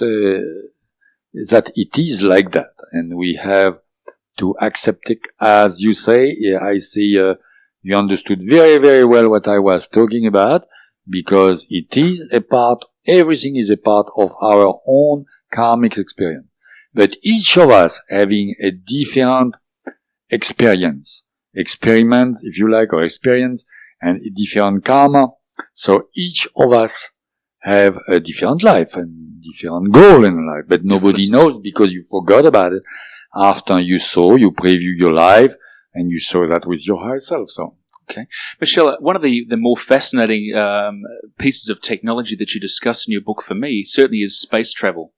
You refer to it as transubstantiation, if I've pronounced that correctly. Transubstantiation, yeah. Even better, thank you. Yeah. You want to hear about transubstantiation? Yes, please. It's very good to ask that because many people know now about the speed of light, the stars, very, very far away, billions and billions of kilometers away. So it's excellent, that question, because people out there can say, oh, come on, Michel can't go in a planet at billions of kilometers away, lights years, in 9 days, and came back. It's absolutely impossible. And they are right. You can't do that. You can't do that. So what's happened? Why did I go there? It's very simple. Those people have the knowledge of transubstantiation. What is transubstantiation? Everything is vibrating at the speed of light. this desk here, where we are, is vibrating at the speed of light too. Or, if I have the knowledge, I can make disappear the desk. You say, what? I accelerate the vibration of the desk, then the desk is going to disappear in front of your eyes, and at that moment, if I have the technology, I have the possibility to transport the desk invisible on Mars, Venus, or the other side of the galaxy. Example. Generally, I'm saying something wrong here because we can't do it like that. But I transport it in the moon, okay? So instantly. For the moment. Instantly. Right. Then over there, I slow down the vibration again, slow down. And the desk, reappear on the moon. Incredible. That is a transubstantiation. And there's no, obviously, sorry to interrupt, when you do this with people, I take it there's no problem physically? So that it was to give you an example. So those people who abducted me go with your spacecraft, with the full people, it was 12 people plus me, there's 13 people aboard, everything, the spacecraft, and start to speed at the speed of light, very, very, very fast. In our solar system, even faster. And then, they can't transubstantiate in our solar system. Even in another solar system, they must be between solar systems at a special point in space, and then at that time, they have the technology to transubstantiate. The story of the desk, but in much, much bigger scale. So the spacecraft disappear here at a certain point in space and reappear billions and billions of kilometers away. Now, the amazing thing, I was in a spacecraft and I didn't feel anything, and I can tell you it's more comfortable the spacecraft than in a plane when I came to Melbourne or whatever. You know, it's very, very comfortable. And I never understood when they do that, but they did it. And that, to tell you, again, when we say we have a tremendous technology, not yet, because compared to them, we can be compared with our space shuttle and stuff like that to a wheelbarrow. We have the wheelbarrow, they have a Concorde. Okay. Michel, your book has a great deal of scientific information, research in it. At this stage in our existence, I understand that the scientific community is basically split. You have one group of scientists that believe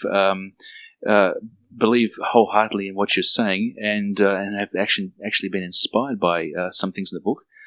You also have another group of scientists who remain skeptical. Can you, I guess, describe or explain to us what both groups of scientists say about your book? What? I'm just after a bit of feedback, I guess, about the two groups of scientists, what they think of your book, those that are for it and those that are against it. Oh, I can't say which is for and which is against, but I had, in 1993, when I came in Melbourne, I had a discussion with scientists in a radio show, and of course, the speaker the interviewer tried to make a bit of fun of me, and also tell me, do you have a proof? Show us your proof, And, I say, okay, I don't have physical proof, except, of course, I didn't know at that time all the information Tao gave me, like the pyramids, Sphinx, etc., were going to serve as a proof. But I say, hey, listen, I'm going to ask a question. You are a physicist? He said, yes. Have you read my book? I say, yes. Okay, now, you read my book? He said, 3 times, as you say. I say, good. So it's very easy. I am only a landscape architect. I have only high school and a bit of school for landscaping. I didn't go to the university. I'm not a scientist. So it's easy for you, reading the book like you did, to find at least one thing which make the whole book untrue and everything is false. Can you give me that things? Give me one proof, the negative proof. And the guy start to stutter and say, I can't find the negative. So I say, you don't have any proof either. You can't prove I'm wrong. I'm sorry. That's a fair comment. I understand from the other side of the coin, though, that there are also a group of scientists that have researched your research, if you wish, and in fact, there's actually a scientist in Melbourne, a Dr. Tom Schalko, who has, I understand, invested something like 2 years and several $1,000s in developing what is the world's first auric garments, which he now calls chakra shirts. Based on my book, based on not on my book, on the information I brought from that planet that I put in a book. I was talking about wearing a robe over there. They match with my aura.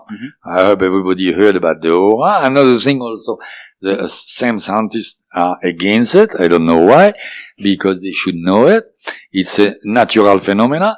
So the aura is made by the vibration of your chakra. The chakra are receptor from the astral and the electron outside to the physical, and transforming the energy in your glands and helping your body. So that Dr. Tom Schalko was very interested in reading my well-being when I was in that robe on Thiaoouba. I was so happy, I almost fainted. I was almost drunk. Only because I wear, we can call a robe with colors match with my aura, and those colors, the vibration of the colors were acting on my physical and astral body for my good. So, the Dr. Schalko began to investigate and ask me questions, and finally he came with what we can call the happy shirt, because when you wear it, by the way, I wear it and I can't wear it during the night time. Give me too much energy. I have to take it off. Oh yeah. Amazing. I'm not joking. Michel, our final question for this side of the cassette. Your book so far has been translated into several languages. You've traveled the world spreading the message. But how has this abduction, this 9 days on Thiaoouba, changed your life, personally? Oh, yeah, it's a good question. It changed a lot my life. If committing suicide would permitted by what we call the famous universal law, I wouldn't talk to you today. Because when I came back, I was very sad. After everything I saw, I came back on that planet, everything looked grey for me. Before, I was happy to be at the beach and to see the blue sky and the sea, and I was happy. After that, it's a bit like if you open a window to a kid and you show to the kid beautiful toys, and then he's very happy. Then you close the window, you say you never have those ones. Because on that planet, to see those people full of love and happiness all the time, they look like if they receive a good news. And the beauty of the planet, I would say, oh my God. So my life changed a lot. That was, if you like, now I cope with it. And if you like, I have some good on that, because now I don't believe anymore. I know, because I saw it by myself. So I believe, if I believe something before, no, I know. And that's my reward. We continue our series of Thiaoouba Truth cassettes, this time examining life on the planet Thiaoouba, the Golden Planet, covering everything from the people's day-to-day existence through to the lessons they must learn and continue to evolve. Firstly, Michel, can you describe what these evolved beings actually look like? Yes, Michael, it's very simple. You would dream to look like them. Maybe not because they look like a woman, but the woman is always looking beautiful on that planet Earth. And first of all, they are hermaphrodites, and I hope you know what is an hermaphrodite. They have both sex, male and female, but they look more like the face is more like a woman. Also, they have breasts like a woman. And the hips are a bit like a woman. And when I asked Tao where they were looking like that, and she said, is it better to look beautiful than, and anyway, they have a beautiful skin, they have a beautiful physical, they have generally very, very light color hair, going from very pale blonde to reddish hair, but never dark. The very, very blonde skin, and perfect perfect visage, perfect face. Everything is perfect. So I have to say, it's, as I say before, it's a bit like to be in a paradise to see people like that. Magnificent. Now, a very strange things happen when I disembark of that spacecraft over there, if you like. Very strange, because when I saw people, I met people there, they all looks the same age. And that surprised me. The good age, if you like, I don't know what the good age on Earth is, about 22, is it? So they look the good age, like all the same age, and when I asked that, they say they had the ability of regenerating themselves at will. It surprised me, but of course they are very, very high, they have knowledge. So, I didn't ask so much. I was amazed, and that how they live. They live, their physical body can be regenerated at will, so they don't age. And also, they live a perfect life. What is your second question? Thank you. My second question, Michel, is this. Also from reading your book and also from what you just mentioned earlier, I understand that, for example, they have, I guess, what I would say is Arabic golden skin, European blonde hair, if you like, Asian almond-shaped eyes, and a Negro nose, if that's not a bad summary. No. I'm sorry, you didn't read the book properly.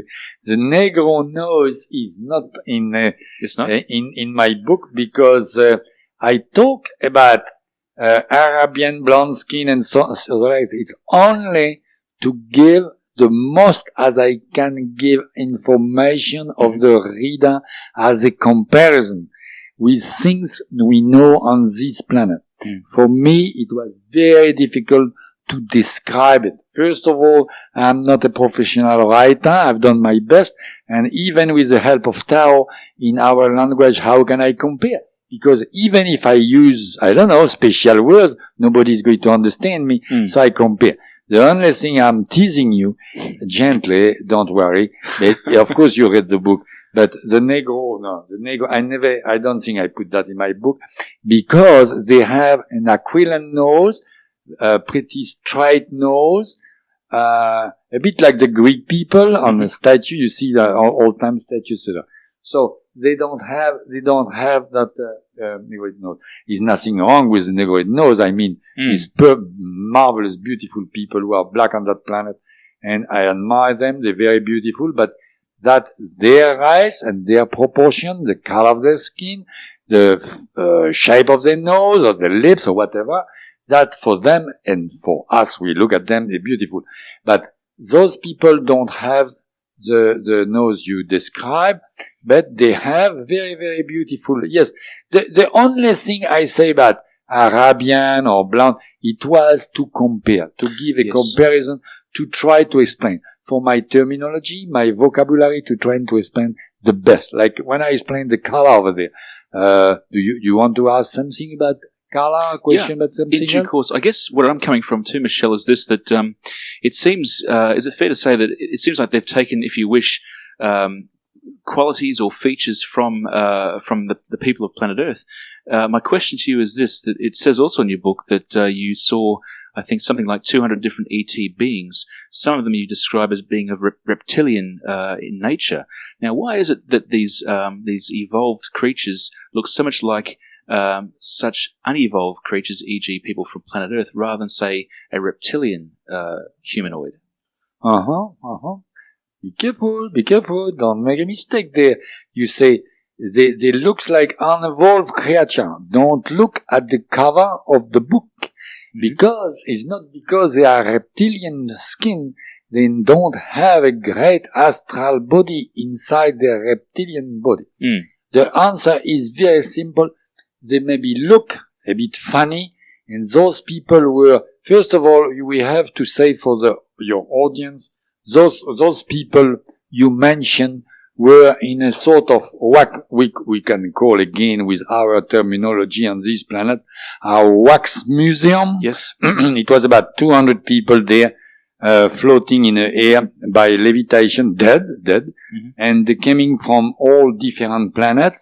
And I believe they keep them like important people on each planet and like a museum. And they show me that to show me the different possibility of different physical being in a different planet with a different environment. Okay. So a certain planet with a reptilian skin is because on that planet certainly, I didn't ask, but certainly I imagine the rays of the sun are totally different and they need to protect their physical body with a different skin. You know that even animals here adapt or disappear because it's a change of environment. Exactly. Okay. So all those different people, I saw effectively very, very short aliens with about 50 centimeters high, tall one, big one, a reptilian, same with one eye, etc.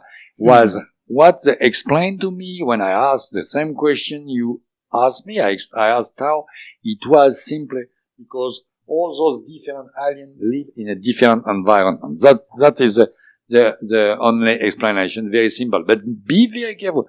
Don't make the mistake of saying they seem to be lower or something like that. Because we can't judge with the front of the book. And they certainly, like Archie, if you remember, yes. I met a live one, Archie. Archie was about 1.5 meter high and 1.5 meter wide. He was looking funny. He looks like like if he had feathers instead of his hairs, red teeth, etc. He looks really bizarre, but he was a very, very, very nice human being, very profound and very understandable and understanding and also having the same problem we have on that category of planet with war and murder, etc. And we talk, we could communicate together. And I can tell you something. He was a very, very nice human being. Even he had a terrible physical body for us. Yes. It is awful. In our opinion, yeah. Michel, returning to the people of Thiaoouba, how long do they live for? Yeah, very, very good question, but everybody wants to hear about that. They live as long as they want to live. Mm-hmm. That's the answer. They can live 1,000 years because they, as I say to you before, they regenerate their cell at will, so they can live as much as they want. Okay. They don't commit suicide, but if they say, okay, we want to go back to the source, or we want to go in a lower category for a certain reason, like Moses done. Yes. Example, if you he was a sukul as well, was he? Oh yeah, super sukul. But if you want, they can say, okay, I change. They're really at a stage, or they can change from physical body to astral body, or from physical to physical. But again and again, we have to be very careful of any judgment of any people taking a different life or a different choice of life, because it's very particular and very private between their higher self and their self at the moment. But to answer finally to your question, they live as much as they want to live. Okay. Michel, you also mentioned in your book, and I think we've discussed it on the program already, that Thiaoouba is one of three of the most advanced planets in our galaxy. Yes. Yeah. How long has that actually been inhabited for? I didn't ask that question. So for people who listen to us and say, Michel answer to every question, I am honest when I don't know the answer. I didn't ask. We got you on one then, that's good. Yeah, you got me on one. You're maybe the first person to do that. I'm going to go for two. That's very good because you got a special question. What about the planet itself? Can you describe, I guess, very, very briefly some of the physical that's what I say. It's a bit like I think everybody got the idea of a paradise. It's the first of all, the what do you call the publishing wanted to call it abduction or Thiaoouba prophecy, but I wanted to call it myself the Golden Planet. Is the reason for that? When I first saw it in a spacecraft by we can call television if you like, on a panel appearing there, it is a halo of golden. You know, if you go in a Blue Mountain got a sort of misty blue. Yes, beautiful. Over there, everything around the planet, everywhere, is a sort of misty golden. It's very, very beautiful. First. Secondly, the air, everything is like crystal pure. Mm-hmm. And the water, of course. The trees seem to be, in the daytime, the light came out of the leaf of the trees. Mm. If you imagine, we have example 10 different or 15 different shade of red. As I say in the book, over there you got 100 different. It's incredible, the beauty. Of course, the gravity were absolutely different. Like I weighed 70 kilo on the planet Earth. Over there I weighed about 47. Mm-hmm. So everything is gigantic. The very gigantic trees, gigantic butterflies, gigantic birds. You would really love to live there. It's a real paradise. Everything, also, of course, they have tremendous technology. Like an idiot, when I went on that island, I say, "Oh, do you have a well or a boat to take your water?" Like in Cairns in Green Island, we bring it by tank, the water. And they laugh at me. They say, "No, here, Michel, we transform the air into water." My goodness. Yeah. So that is very good. Now, do you have any other question? Gee, I had quite a few. Thanks for that. Who's running this program? Michel, I'm curious also about, I guess, the lifestyle of the average Thiaouban. You mentioned it's paradise, but at the end of the day, well, from my Category 1 viewpoint at least, at the end of the day, we've still got to work to earn a living in order to enjoy ourselves. I don't know what they do, because I think it seemed to me everything is organized a certain way. First of all, they don't have money. They don't know what is money. Secondly, they looks like, for me, being a bit like an immense lamassery, like a monastery. Oh, monastery, yes. Yeah, lamassery or monastery, and what I understood, I have a few conversations with Tao, but I understood of that, they communicate by astral to help many people in a galaxy, mm-hmm. even if they stay there on the planet. Also, they meditate and maybe they improve themselves. Also, for the information, they don't have books, they don't have pens, they don't have paper, and if they want, if a person who has more knowledge than the other want to give information to his peer, mm-hmm. English. Yep. They stand on, I saw them doing that, they stand in front of each other and they watch each other. And they send information without telepathically. Mm-hmm.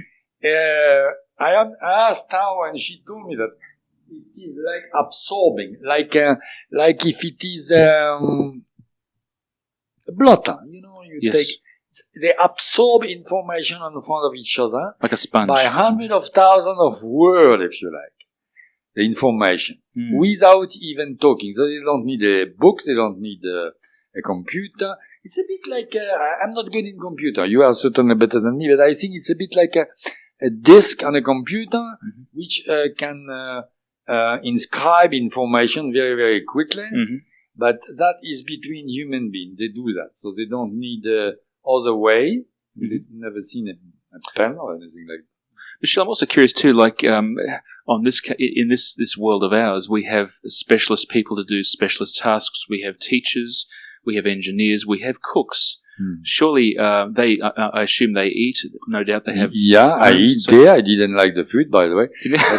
but in Doko, where I was, which is a force field where I was living underneath, it was a sort of drawers with food, and I've been told those food been prepared somewhere. Yes. Now, I saw Doko, which, as I said 2 minutes ago, they are big force field. They look like a half egg. I saw big Doko, and Tao told me when we stopped there, and she told me that where many of the foods are prepared. Maybe I bet for the region, because the planet was pretty big. The planet is smaller than Earth, from my point of view, mm-hmm. and so they have people working, but I didn't see any fume, any factory like we know. Also, is no road, because their way of traveling is with a belt around the waist and a lichiolac, which is a sort of mushroom they hold in a hand, mm-hmm. and they have also the sort of course, anti-gravitation device, and they can speed at the speed with a force field around them, they can fly at the speed of about 300 kilometers per hour. You don't feel acceleration. You just go like that. I didn't fly at the beginning like that because I was unable to. They were scared to do that. So I flew in a flying platform, which remind me the stuff when you kid you, they tell you about the flying carpet. Yes. Maybe it was legend on earth coming from those people. I don't know. It occurred to my mind. Michel, I'm curious, keeping in mind, of course, we realize that they are very evolved beings and so on, but do they ever have conflicts? I'm assuming they don't have wars and so on like we do here on Category 1, but do they ever have conflicts that need to be resolved by some sort of government or whatever? Not what I know, no. They're very, very, very spiritually evolved. Those 7 masters of the planet, which I met, I don't know if I told you that, they disappear. They have, I think I told you that before. They disappear in front of you and they reappear because of their difficulty to keep the physical body around them to communicate with me, which I understood they were, if you like, rejoining God after the meeting. Okay, now, that is the top of the line. So those people don't have any problem like we have at all. I think they're so high, they don't have any problem at all of discussion of any kind. It's a bit like if you ask me, is it the Dalai Lama have a big problem with a few of Lama around him? And again, the Dalai Lama compared to those people is not very big. Yes. And everybody knows the Dalai Lama here on Earth is a marvelous person, very, very, very, is maybe the most evolved on the planet. I don't know. Imagine imagine that great personage. You imagine somebody much, much, much higher than him by their knowledge and possibility. So we mentioned earlier on the program that these people are probably as close to perfection that we'll ever know in this life, in our existence. Yeah, really on the top. But you also mentioned that they have their own lessons to learn, their own evolutionary process. Can you expand upon that point? Again and again, it's very difficult to answer a question like that because how can I make that to you? It's a very good question. I thank you to ask that question. Nobody asked before, I think. And how can I make it? Example. I'm a very, very, very, very special person, just hypothetically. and I choose, by natural law, I choose to go and I have the permission by my evolution, finish my school and I go on the top and I end up on the 9th planet. Okay? Then, it's very difficult for me to know why I end up there. Because I end up there because it is a very, very, like everybody, a special business, if I can use that word, horrible word, between my higher self and myself. I choose, and my higher self says yes, and I pass all over, etc. And I end up in the 9th planet. So my evolution been very great. Now, on the 9th planet, yes, if you like, my answer will be, it is always, if you have a physical body, automatically you continue to learn something, as long as you have a physical body. So I imagine those people, even great as they are, even the Taouri, but they are really on the top, even the Taouri, as great as they can be, they still have something to learn. Look at Tao. She came and picked me up here. She had something to learn. She went in that parallel universe and we had problem. She had to sacrifice a few human beings in a parallel universe because we were in danger, etc. When you read at the beginning of the book, which make a lot of controversial in people here on Earth saying, what's happened? Why she done that? And they didn't understand one word of it because she render service to those 5 people anyway. But that is another part of a discussion. But to answer your question, because I always like to answer as much as I can at a question, yes, certainly, there's still, even on the 9th planet, to learn a lesson. Okay. You mentioned also earlier in the program, Michel, that when they evolve, they return to the source, to, I guess, what we would call God. What's the next step from there? Okay, let's say you're on Thiaoouba, you have learned your lessons over X thousands of years or whatever it is. You've returned to the source. You no longer have a physical body. You are now spirit or an astral body. Yeah. What happens next? That's finished. You are to the source. The name says it all. You are back to the source, and that's what is very, very, very difficult for our mind to understand, because what is the happiness there? That is normally the happiness of God, the happiness of the Spirit. You finish the circle. What is the happiness? Is it a lot of wine? Is it a lot? Yeah, exactly. It's impossible, because we have a physical thoughts, and even if we are very, very evolved, we can't imagine what is the happiness. But what they told me, what they talk about, is to the source, it's the eternal happiness. And then, of course, many religions on the planet have been copying that, using, if you like, that sort of explanation, which is the truth, and very difficult to explain to people. So what they say, you can have example like the Catholic religion, Saint Peter, and all the things, and the saint and the angel and the music and the white robes. And the Rolls Royce, no, why not? That's good. And that is good because people understand same thing. I would say same time people are a bit simple and they need a simple explanation, which is good. You always have to give a picture. A religion is good only if they give a picture to help people. We have always to be very careful also in religion for brainwash and give fear to people. I want to insist on something, Michael. Very, very important. And the evil and devil, you say in English, which is absolutely false. Devil doesn't exist. Devil exists on you. You have a negative part in your own astral body and a positive part. That doesn't exist. Now, the thing also, fear. Many religion or sect or politician or whatever want you to have the fear, then you obey to a physical person. You don't have to fear anything. Fear, it's only in your mind that you have to arise any fear, because it's nothing like fear. You have to fear nothing at all. That is very important. You are free. You are coming from the Creator, and as long as you feel good in your life, you feel good, you do the best you can go ahead with no fear. Fear is a weapon invented by many sects or religion or politician or dictatorship, etc., to brainwash you, to force you to do something you don't want to do.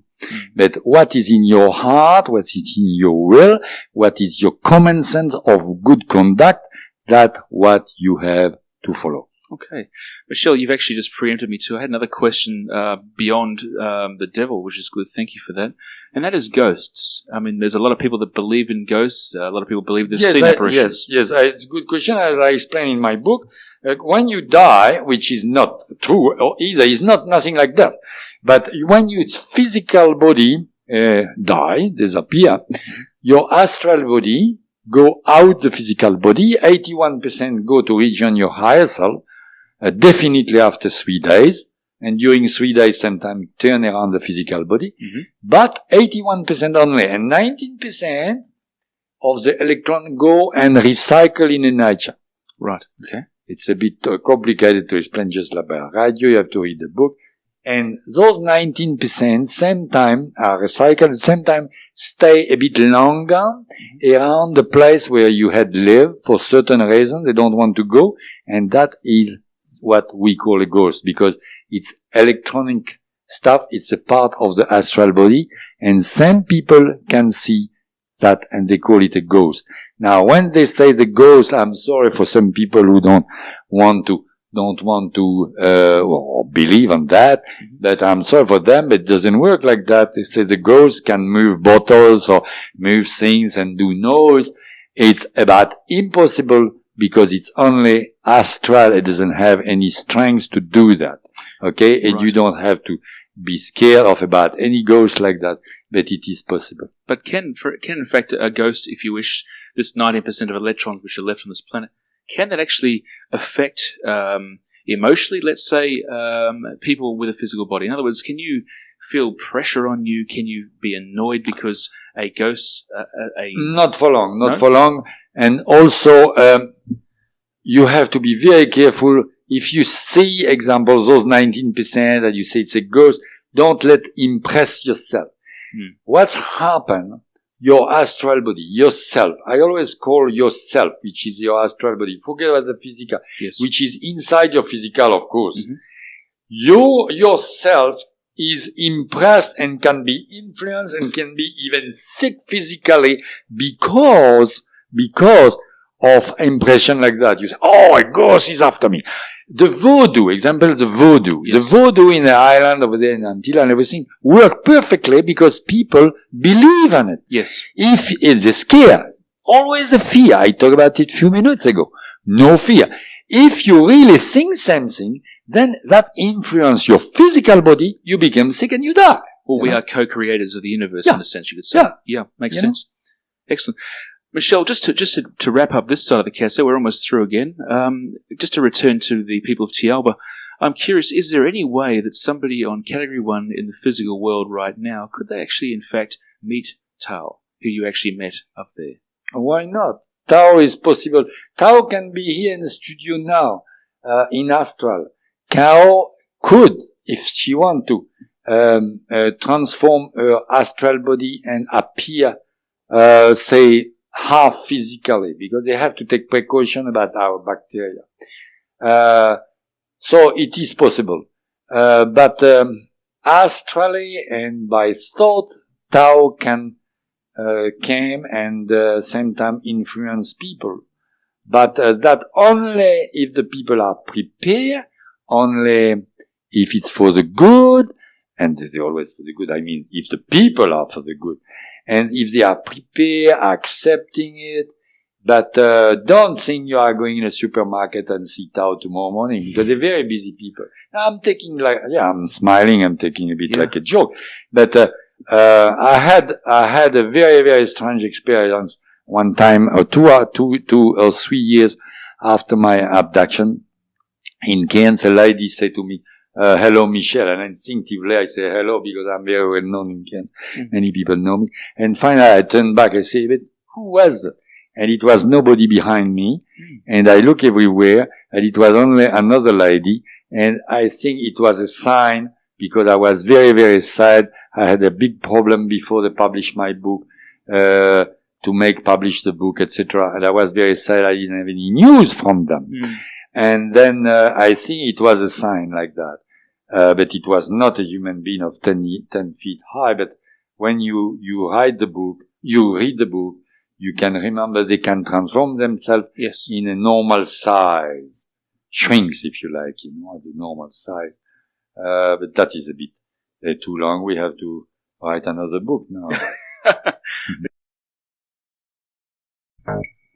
Welcome back. We continue our series of Thiaoouba Truth, this time delving into the purpose of God, our higher self, and the role our soulmates can play in our lives, as detailed in Michel Demarquet's Thiaoouba Prophecy. Michel, we've touched on a lot of subjects in this program so far, and this is actually our last side. You explained in your book that there are 9 categories of evolution that each person, each soul, if you wish, must encounter before returning to the source. Can you explain that a little bit more in detail for us? Yes, we got a different category. We are the first, and it's going up to the 9. But that is only... it's difficult to explain that because it's between your higher self and yourself when you reincarnate each time. So, if you are, example, on the first category planet, it doesn't mean you have to go to the second category and the third category, the fourth category. because it's a very, very private business, if we can talk like that, between your higher self and yourself each time. In reincarnation, each time with your higher self, you preview a new life and you can take it or refuse it. Always you remember, I told you we have a free will by will of God, of the Creator, and that is absolutely true. And when your higher self show you a new life, you say, yes, I can learn something, I can do it, or no, I refuse it. Then obviously, you and I, for the moment, we accept it because we are on Earth with billions of people. Also, to extend a bit on your question, every one of us, every one of our, we call astral body. I don't talk about us now, I talk about us as astral body having a physical experience. Every one of us has a different lesson to learn, different role, and I can prove it to you because you like proof, okay? We are about 5 billion, I think, people on that planet. Can you tell me if I'm lying or if I'm wrong if we don't have 5 billion of different fingerprints? The police know that. Correct. Do we have 5 billion different fingerprints? Yes. Good. Each individual have a different fingerprint. Do you know that? Okay, you can't deny that, and the fingerprints are, if you like, the physical proof of each astral body. When the astral body, I know you didn't see that in my book because I didn't explain that in the book. I will one day, maybe. But each astral body in the womb of his mother, I don't know why, but built his own fingerprints, like an identity card, if you like. And each is different, but the difference physical by fingerprints, which is very different things, it's amazing. You have 5 billion people, 5 billion different fingerprints. So means each individual got a different goal, different role, and mainly different goal on his life to achieve. You know, it can be, as we said before, a beggar or a prince or anything, but he has something different to learn. That's the evolution. Now, if you talk about different planet, a different category planet, when I talk about the number 1, number 2, number 3, number 4, number 5, I say the Earth is a kindergarten. I'm only talking also, mainly talking about the environment of the planet. The planet Earth, you understand that is a planet we call, certain people call, of the planet of sorrow, because we have example, you go barefoot in North Queensland, you have the sensitive plant, and you hurt yourself. You have a beautiful rose, and then you want to smell the rose, and you have stones, and you hurt yourself. Why that? You have mosquitoes, you have the malaria, you have the HIV, you have lot of problem, which has nothing to do with pollution, by the way. That is a part, that is an extra. But all those things, if you like, it's hard to live with. Why a beautiful rose is going to hurt you? So the environment, I'm not talking about the destruction of the environment. The natural environment is made like that. And that is what's happening number 2, number 3, number 4, and when we arrive on the top of the ladder, the environment is absolutely different, and you don't have to cope with bad stuff, physical stuff. It's a bit the comparison of the university on the 9th planet and kindergarten is here is exactly that. If you are in a kindergarten, you are with nappies. You are with your mother behind her parent, telling you have to do that, you have to blow your nose and so on. It's a different stuff in a kindergarten than a university. Even the tables are smaller because you are kid. And in a university, if you are a teenager, for example, 16 years old, before the university, your parents say, can you do the rubbish bin? When you are in a university, you don't do maybe the rubbish bin anymore. You know what I mean? I do, it's a different stuff. You are only focusing on learning something Some people, they have to work physically to pay the university. But if you are lucky, you have an apport of money and you only focus on what you are learning without the physical. And that is what is the different 1, 2, 3, 4, 5, 6, etc. Different environment in different category, but of course at the same time you are higher and higher with your astral body. And the astral body, of course, continue and learn more, have more knowledge. Now, don't get me wrong. Maybe your question was a bit also with two meaning. I'm going to answer. It is not because you are on planet number 1, you are going to go planet number 2, 3, 4. I mean planet, different environment. No, maybe you don't know. You are so strong, so good, so marvelous. You learn so much. So suddenly you jump to number 9. Nobody knows. It's very, very, very, very private between your higher self and yourself and the different higher self, which govern the astral world, if you. Okay. So it's very, very difficult to tell you to answer. Definitely, it works like that. Okay.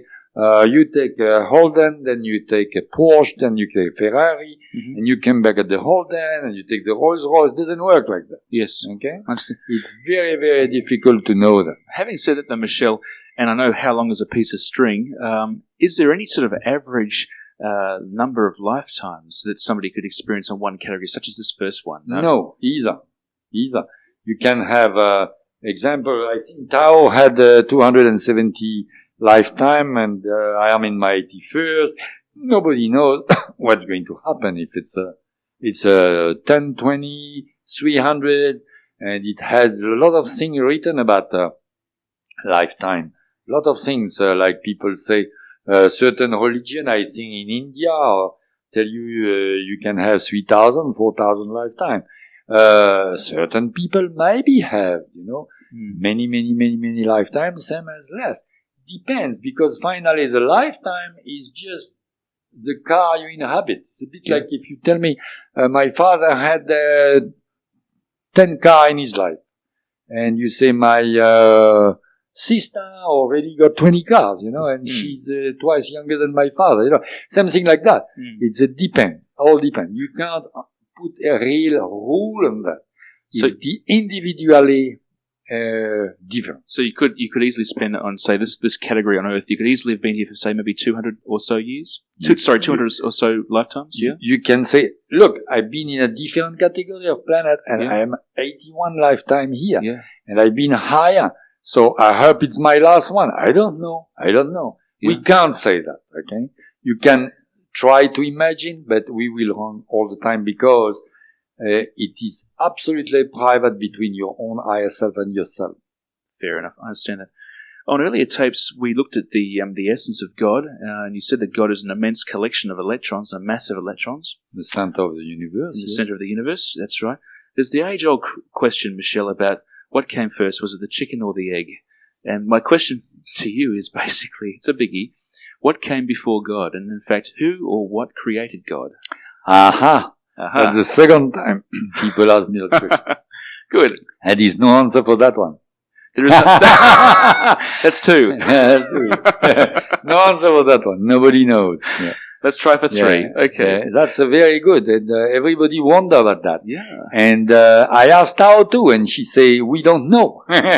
Even Tao. Well, there you go. They're not perfect either. Nobody knows. Maybe when they get to the source, they can let us know. Yeah, maybe we will, Let me try for another one. Do you have any idea how old God is?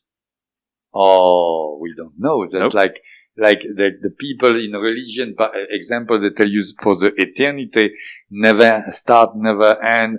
I don't know. If I would answer a question, it would be my own personal opinion. Yeah. And I don't want to mix my own personal opinion in any interview, any books or anything like that, because that would be my own theory or opinion, become a philosophy. Philosophy is nice, but we are not here, you and I, and Tao, and in my book, to give theory, personal opinion. I'm here to tell you what I learned, and what I have to witness, what I witness and what I have to tell you as I know it, really know it. If I begin to beat around the bush, then I will give you my personal opinion. That's different. That's a fair comment. Question also, Michel, we talked, actually we didn't talk about this, but it's actually in your book. You talk about electrons, which of course comprise our astral soul, our astral body, if you like. You mentioned in your book that there's only two ways of damaging the electron, and that is through noise and through hallucinogenic drugs. And in fact, you also say that it can take one or more lifetimes to I said repair. damaging, yes.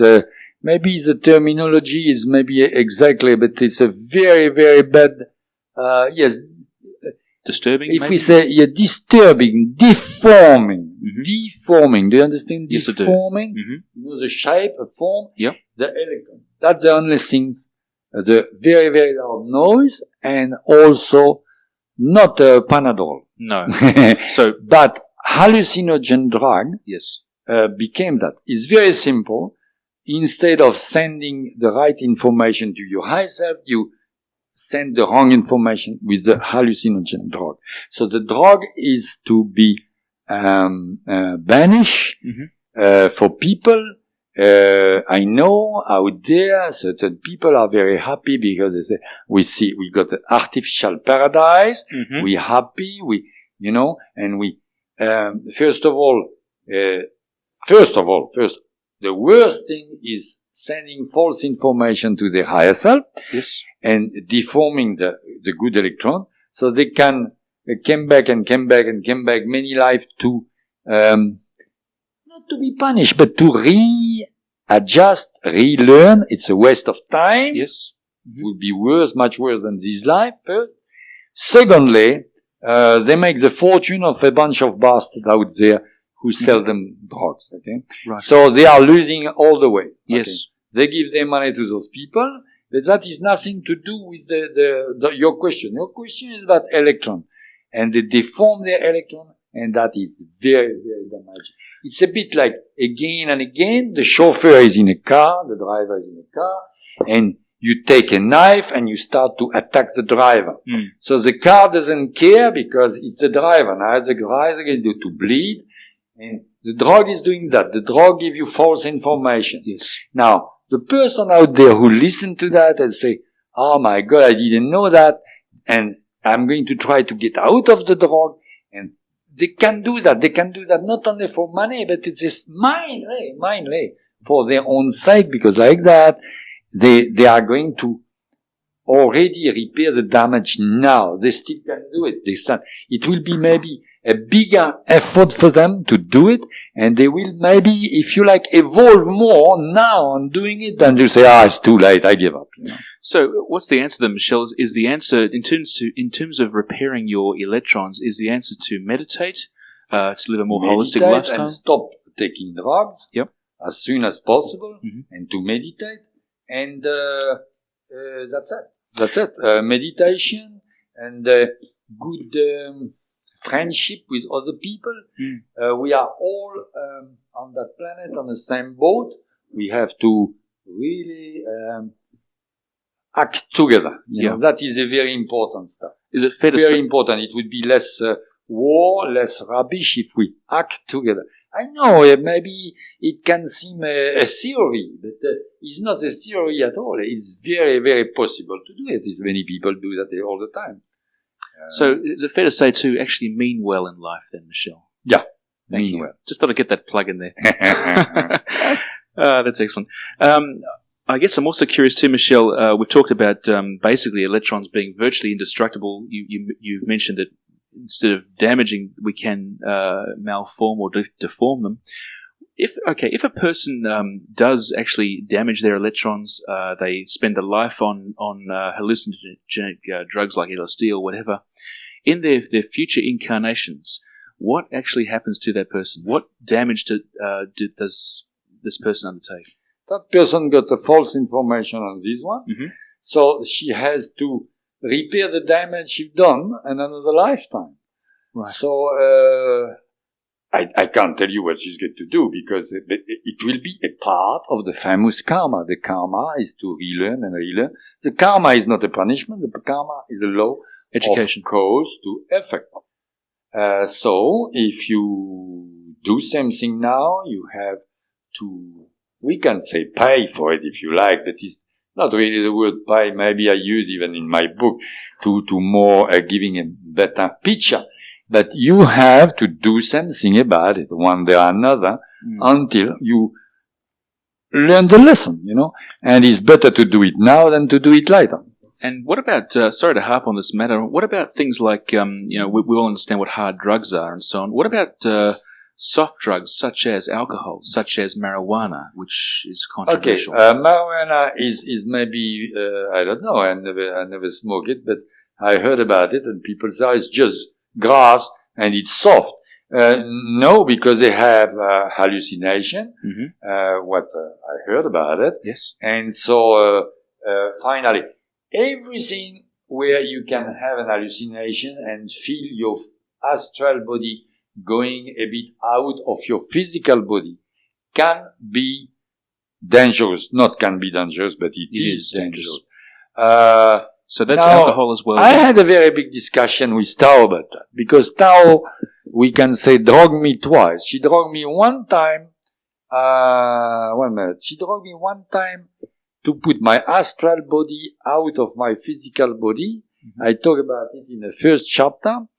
And I say, you talk about drugs and you've done it to me. And she say, no, we help you because you didn't know to do it. And we help you under our supervision to go astrally out of your physical body, and you had your all senses at that moment. You had all perfect view. Under our control, it was not hallucinogen drug. So I said, okay. Now, the second time when we went and we went to the, what do you call it, psychosphere. Yes. They helped me for that too. They helped me physically, but also give me something. She said, no, it was not a hallucinogen drug. It was something to help you. And under our command. So I said, okay, I have to accept that. But I was a bit upset because when she told me about drug, because I never took drug in my life. And people asked me, of course, for joke, can we take a cup of coffee?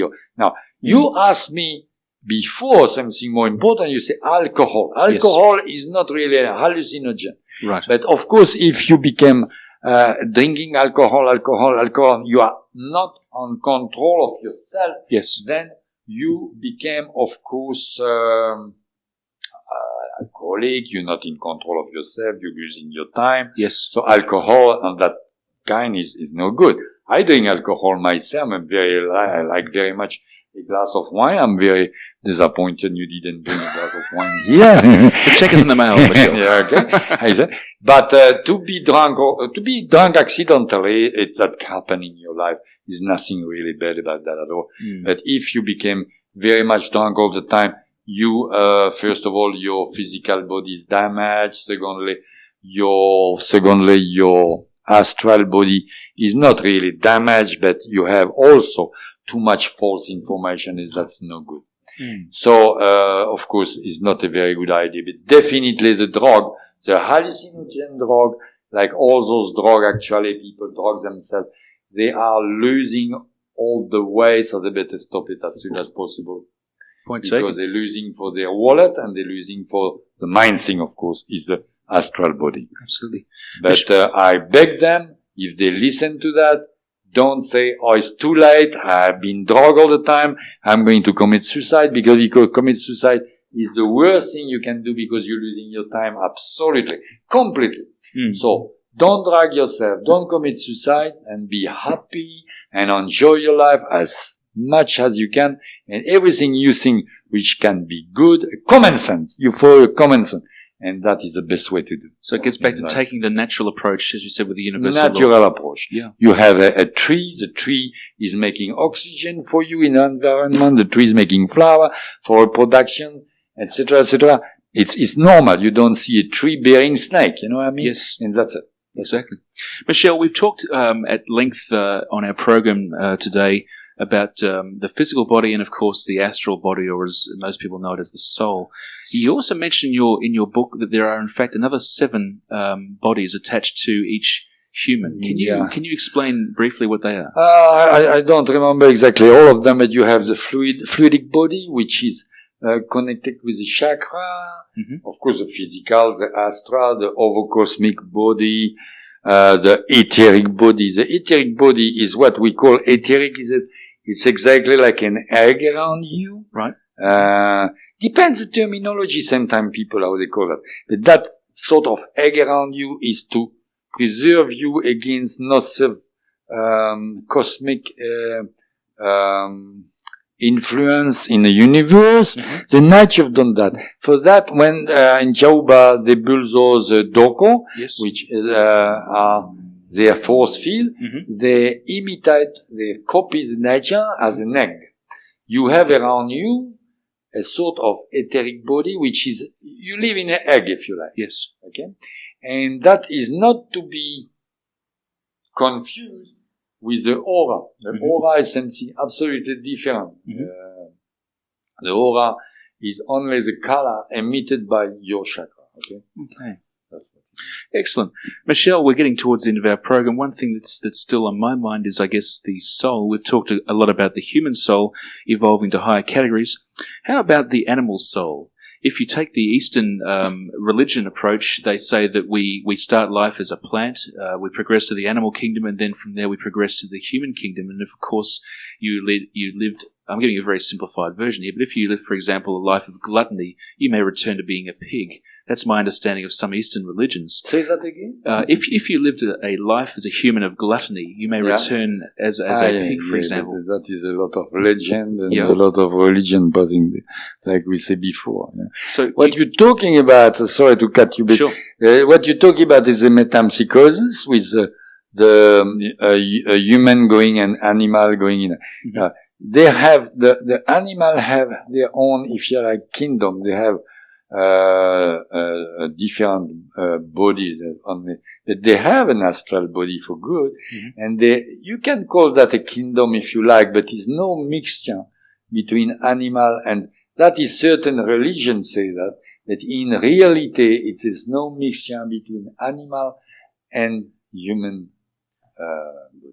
So in fact, animals have souls just like we do, but obviously of a different. Yeah, we can sort of call that a soul, yes, okay, of course. And for that same time, animal even same time recycle a few human coming from astral body, few human electrons with memories, etc.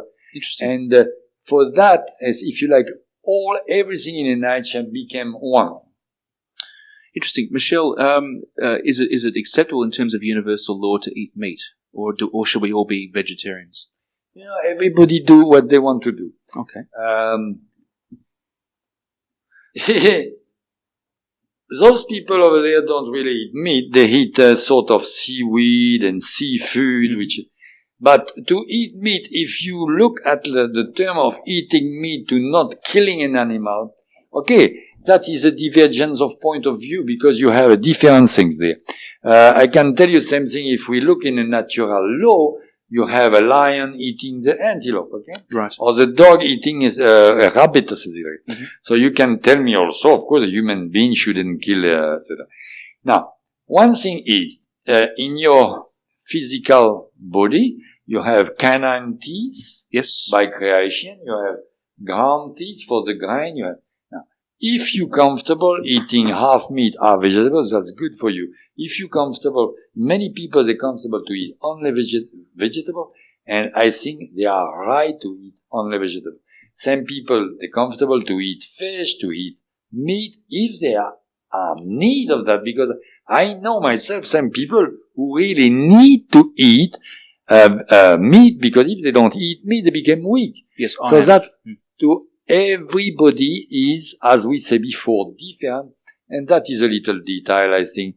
Of course, if we think about the poor animal we kill, that's not good to eat meat, but that is It's no rule, okay? That's- If you want to do that, you do that. If you don't want to do that, you don't do that. So you could say that's part of the cow's karma It's- for us to It's kill it. all part of the nature, and if you want to eat meat, it's good. It's as I say, it's no rules. Like as I explained to people, okay, as I explained a few minutes ago, don't take hallucinogen drug. What does that mean? Michel Desmarquez say, I forbid you to do that. No, absolutely not. Everybody has his free will, and the guy out there listening to that say, okay, I'm going to take more drug because that idiot say that. You know, that's his problem, That's his not choice. my problem. Absolutely. It's his choice, you know. Mhm. So don't make me say what I didn't say. No, understood. Nice try. Thank you. Thank you. Michel, speaking about plants now, we've talked about the fact that both humans and animals each have souls, that there is a connection there in terms of electrons. Do plants, in fact, have a soul, have some sort of consciousness? Yes, they have a consciousness. The soul, the plants definitely, as I said 2 minutes ago, the animals absorb a part of the 19%, Yes. of our electron, and the plants have what we can call an intelligence, and the plants are mind readers, very great mind readers. By the way, in my book, which is going to be certainly published in the end of the year, and it will be The Revenge of the Nature, I explain that in detail about experiment on plants and trees, etc., who are suffering because we cut them, who are helping us, and who are reading absolutely intelligently our mind. And that is a perfect example for many, many gardeners when people, got the green fingers. They don't have a green finger. They should say they get a green mind because they think so well of the plant. They love the plant so well and they don't want to damage the plant. And the plant is reading the mind and everything grows with those people uniquely, only because they love the plant and they want that plant to grow, they understand the plant. And I can prove any time I had involuntarily experiment in canes, in my property everywhere, of tree growing better at one place and dying at another place because they knew one day a subdivision could be there, they could be bulldozed, and they've been dying before the bulldozer came. That's marvelous. Why? Because they read the mind of the landlord. That's amazing. I know It's unbelievable, but it's true. Well, I know from my own experience, I practice Reiki, which is an energy healing from ancient that's Tibet. very interesting. Yeah, and in fact, what you can do, or what I have done, and so have other practitioners, literally given Reiki to plants, and they respond very well. So there's no belief system. They're very intelligent. Absolutely. Can we go one step further? We've said that plants have a consciousness. Do they in fact have a soul? No. Okay.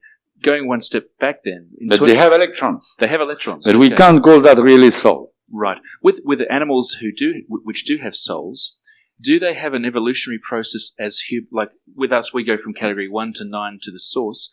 Does an animal, for example, have a similar evolutionary process? I didn't speak about that with Tao. So I don't know. And next time I should speak with it if they take me again or if we have a telepathic contact.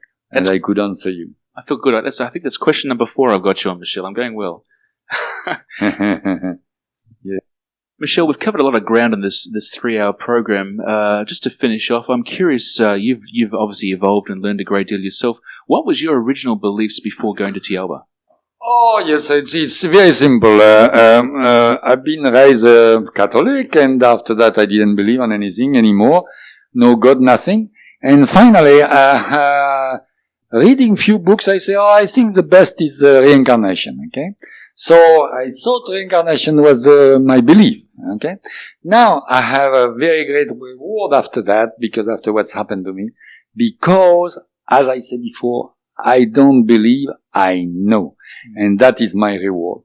I have to admit, everybody listening to me, you and everybody, say we have to believe it or not, believe him or not. And that is a big problem. I wish I could really prove more to you, but my belief is finished. I know, and that is my reward. Fantastic. Michel, thank you very much for your time today. Thank you very much. Well, I hope you've enjoyed listening to our 3 cassettes called Thiaoouba Truth. He's certain there'll be more to come out of Thiaoouba prophecy as we talk again with Michel Demarque in the near future.